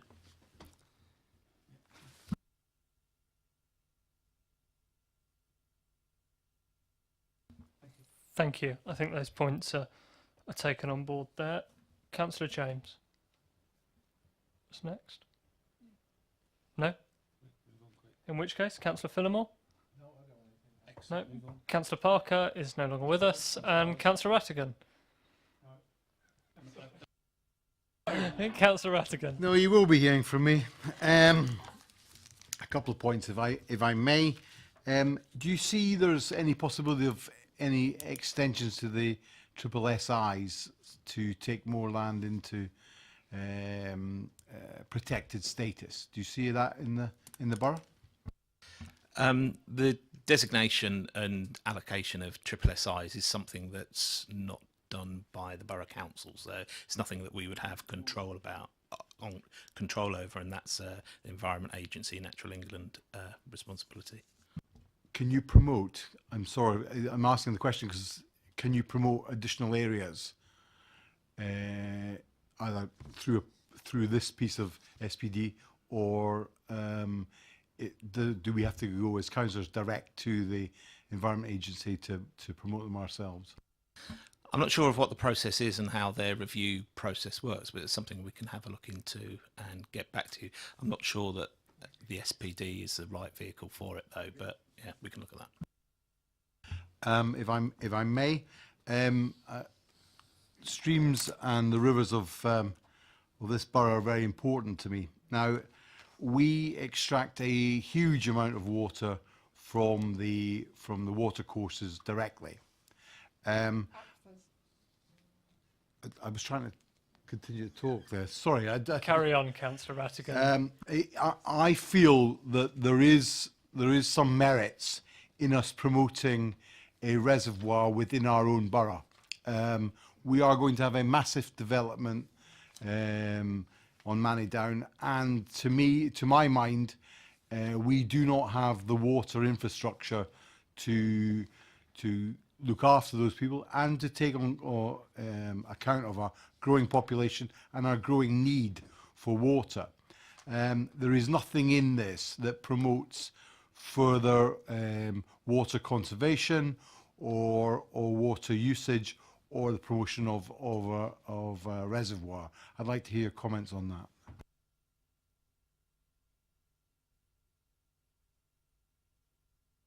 I think before Matt comes in, that's probably a conversation for a separate item, but if you would like to give a view on that.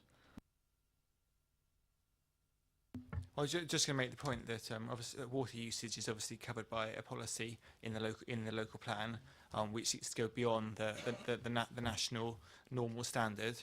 And there's also further guidance about that in the Design and Sustainability SPD as well, which seeks to advise developers on how to make dwellings as water efficient as possible. I think, as the Chair says, I think the issue around the reservoir certainly goes beyond the scope of this SPD. Can we have one meeting, please, Councillor Cubitt?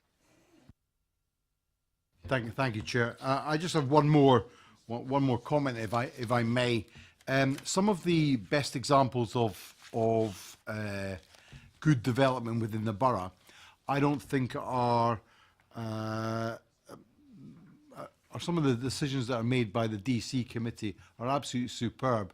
They're isolated sites, and we get the best of development in rural areas because they tend to be exceptional sites, and our DC committee make exceptional decisions on them. I think there should be a better promotion of good development within the borough, and I would like to see something that trumpets when we make great decisions, we make great planning, and we make great housing for our residents. So I think that I'd like to see more of this in a different format, in some other way, either a report back to this committee, or some work done by the planning team to say, we've gone out and inspected this, we think is a good example of what we've done within the borough.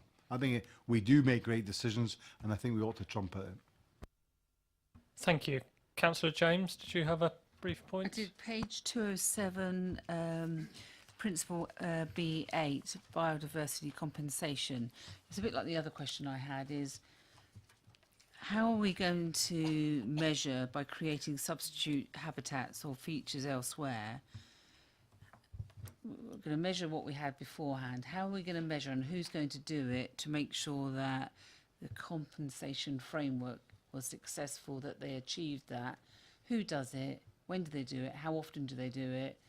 You know, is it 4 months after development? Is it whatever? I would like to know the practicalities of that in the same way as I did ask the earlier question. It would be it depend on the actual nature there, but again, I think that's probably something that we can have a look at in terms of the whole monitoring issue that we talked about earlier. Yeah.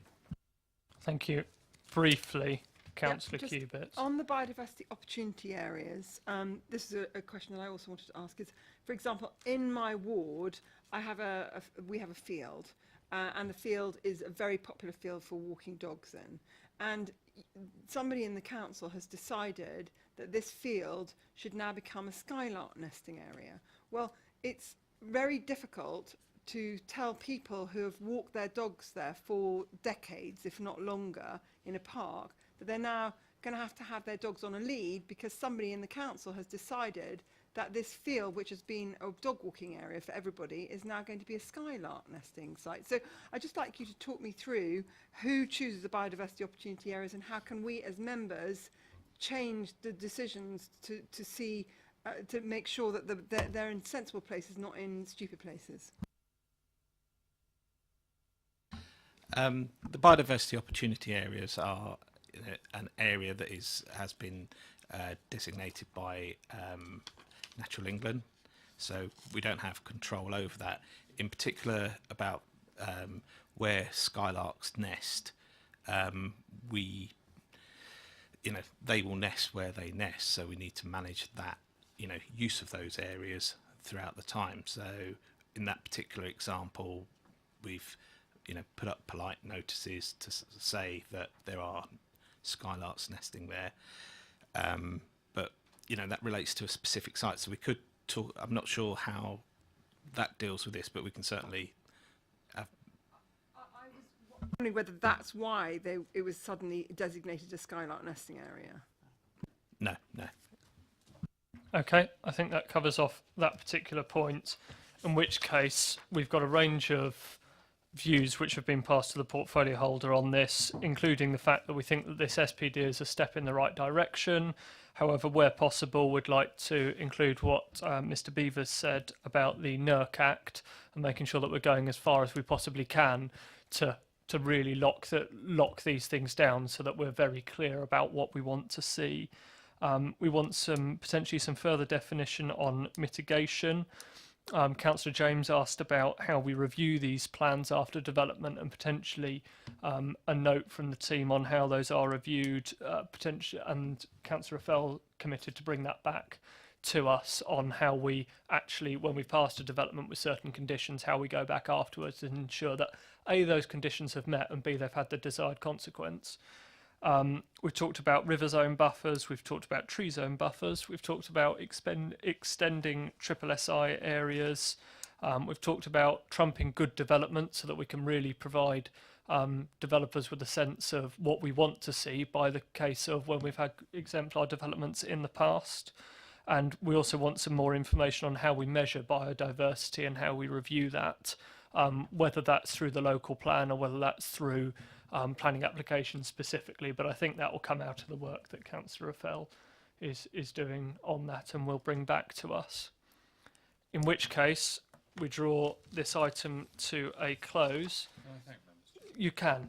Thank you Councillor all. Fell. And can I say that Councillor Rattigan's point about a reservoir, I think I will take up as a conversation to see where it takes us. It's obviously the start of a conversation, not the end of one. Thank you all. Thank you, and thank you very much, officers, for your time this evening. In which case we move to agenda item 9 very briefly, which is the committee work programme.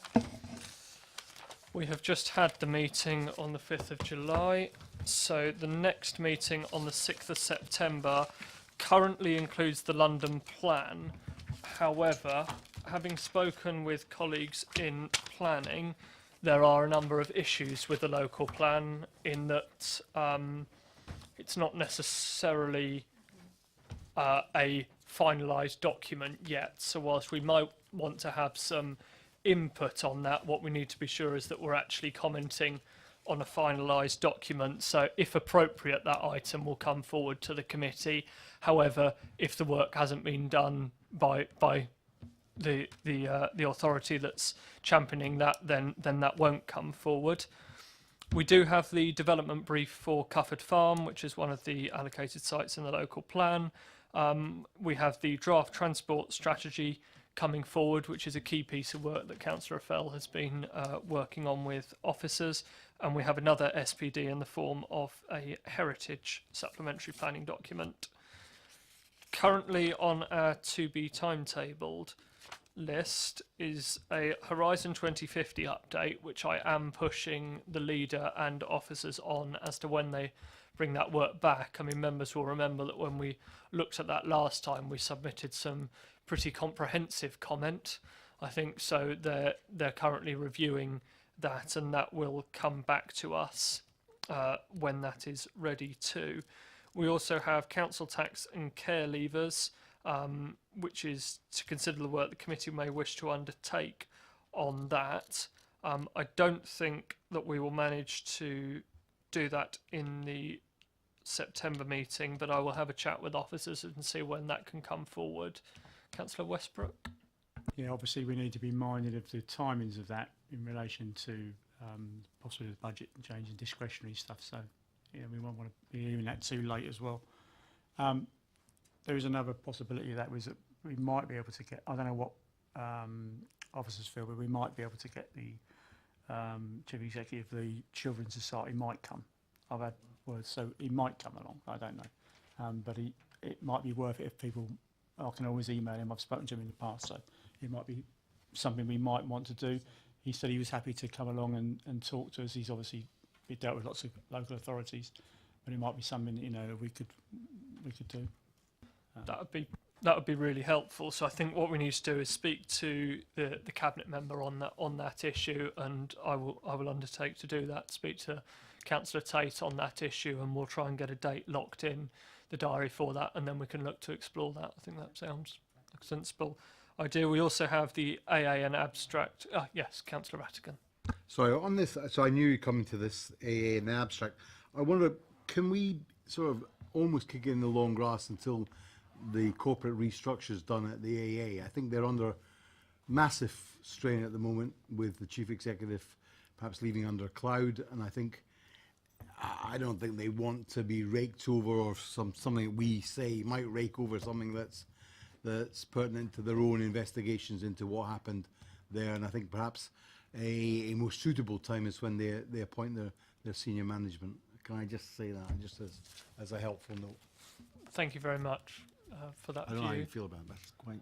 Can you just tap your microphone, Councillor? Sorry. That's okay.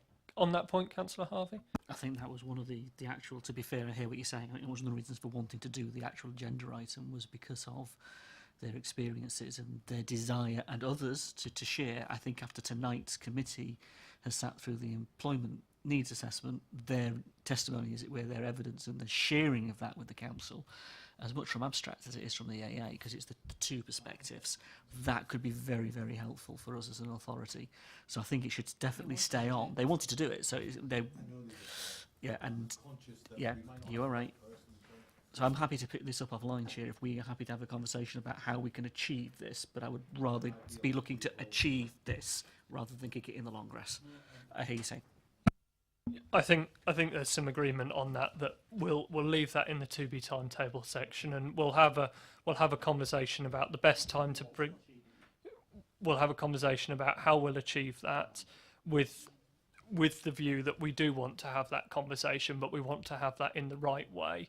I'm very conscious that there are three partners in this with the previous activities that have gone on. There's the council, there's the AA, and there's abstract. And what I want to make sure is that we've got all partners in the room, which is why I didn't want to hold something previously when only it would only be us and abstract in the room. And in the context of the AA being a very long-standing member of our community here in Basingstoke, I didn't think that would be appropriate. So I think making sure that we get the right people in place and that we do that correctly to get the outcome that we want and to understand their issues is really important. So we'll look to do that in that way when we can get the right people. Councillor Harvey. A few suggestions to add to the work programme. We spoke about the infrastructure review possibility of examining, but you also have that on your list, so that's worth examining. Just to add to the list, and happy to pick this up with officers after this, we discussed and have done some work on standards in the private rented sector. That was on the minutes, and it was a conversation had around cross-party. As a piece of work, I think that is useful to put onto the agenda and to examine. From an environmental point of view, it would be apt this year to look at the plans we have in place in terms of carbon emissions and the borough's targets around that. In terms of empty homes, that is an issue that is coming back on the agenda, and I think it's worth that this committee examine that this year from an empty homes update point of view. The malls. I think it's appropriate in the circumstances of the conversation we've just been having and other conversations that we look at and to have a review of the operator of the malls simply from an update and a positive point of view. There could be hopefully a good news story there for the authority, but it also picks up the point that audit had picked up previously about the malls, and it's worth having just a review of that situation. And finally, Chair, we're going to have a round table on planning enforcement as a briefing. Where that then goes as a piece of work is worth thinking. Rather than simply having the briefing on planning enforcement, that might result in a piece of work required, and obviously that would come to this committee because it would be a planning matter. Not wanting to prejudge that briefing. No, sure, and I think the planning enforcement, I think the right thing to do in that case is to have the briefing and see where we go. But if this committee turns out to be the right place to have a debate, then absolutely we should do that. But I think what the right thing to do is have the members panel on that, and we'll review that then. The carbon emission piece might be more appropriate for CEP. I'm not sure. Potentially I'll have a conversation with the chair and we'll work it out between us where that would go forward to. But certainly with those items, it would be really helpful just a short scoping of those items so that we can understand exactly the issues that we want to delve into rather than the officers just having a headline. So if we could just have a little bit of scoping from yourself with the ideas to our officer, that would be really helpful. Thank you. Councillor James. The other one is, and we should be timetabling it, I don't know if we have got it in there, is the annual monitoring report. Yes, the AMR. I think that just, and we need to put it in somewhere and have it there on a regular basis in the calendar of work. And the other one is in relation to the minutes, we refer to HMOs and it coming back to this committee, request that the item is brought back to the committee for review next year. I think that this needs to happen sooner than later, so I'd like to see that that has to go into the timetable as well. Thank you. Yes, those points taken on board, and I think what would be helpful is for the next meeting, which will actually be our September meeting now, is to have the rest of the meetings out, because currently the work programme only goes to September, which is the way that, you know, that was as far out as we could plan.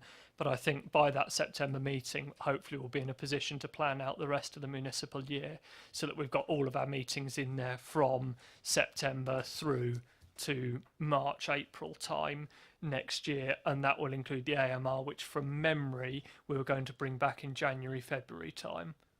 From memory, I'm looking at Jo and she's nodding. So it was around that time. So hopefully once we've scoped out each individual meeting, we'll get those items booked in there along with the items that we've spoken about tonight. Thank you very much, members. Good night.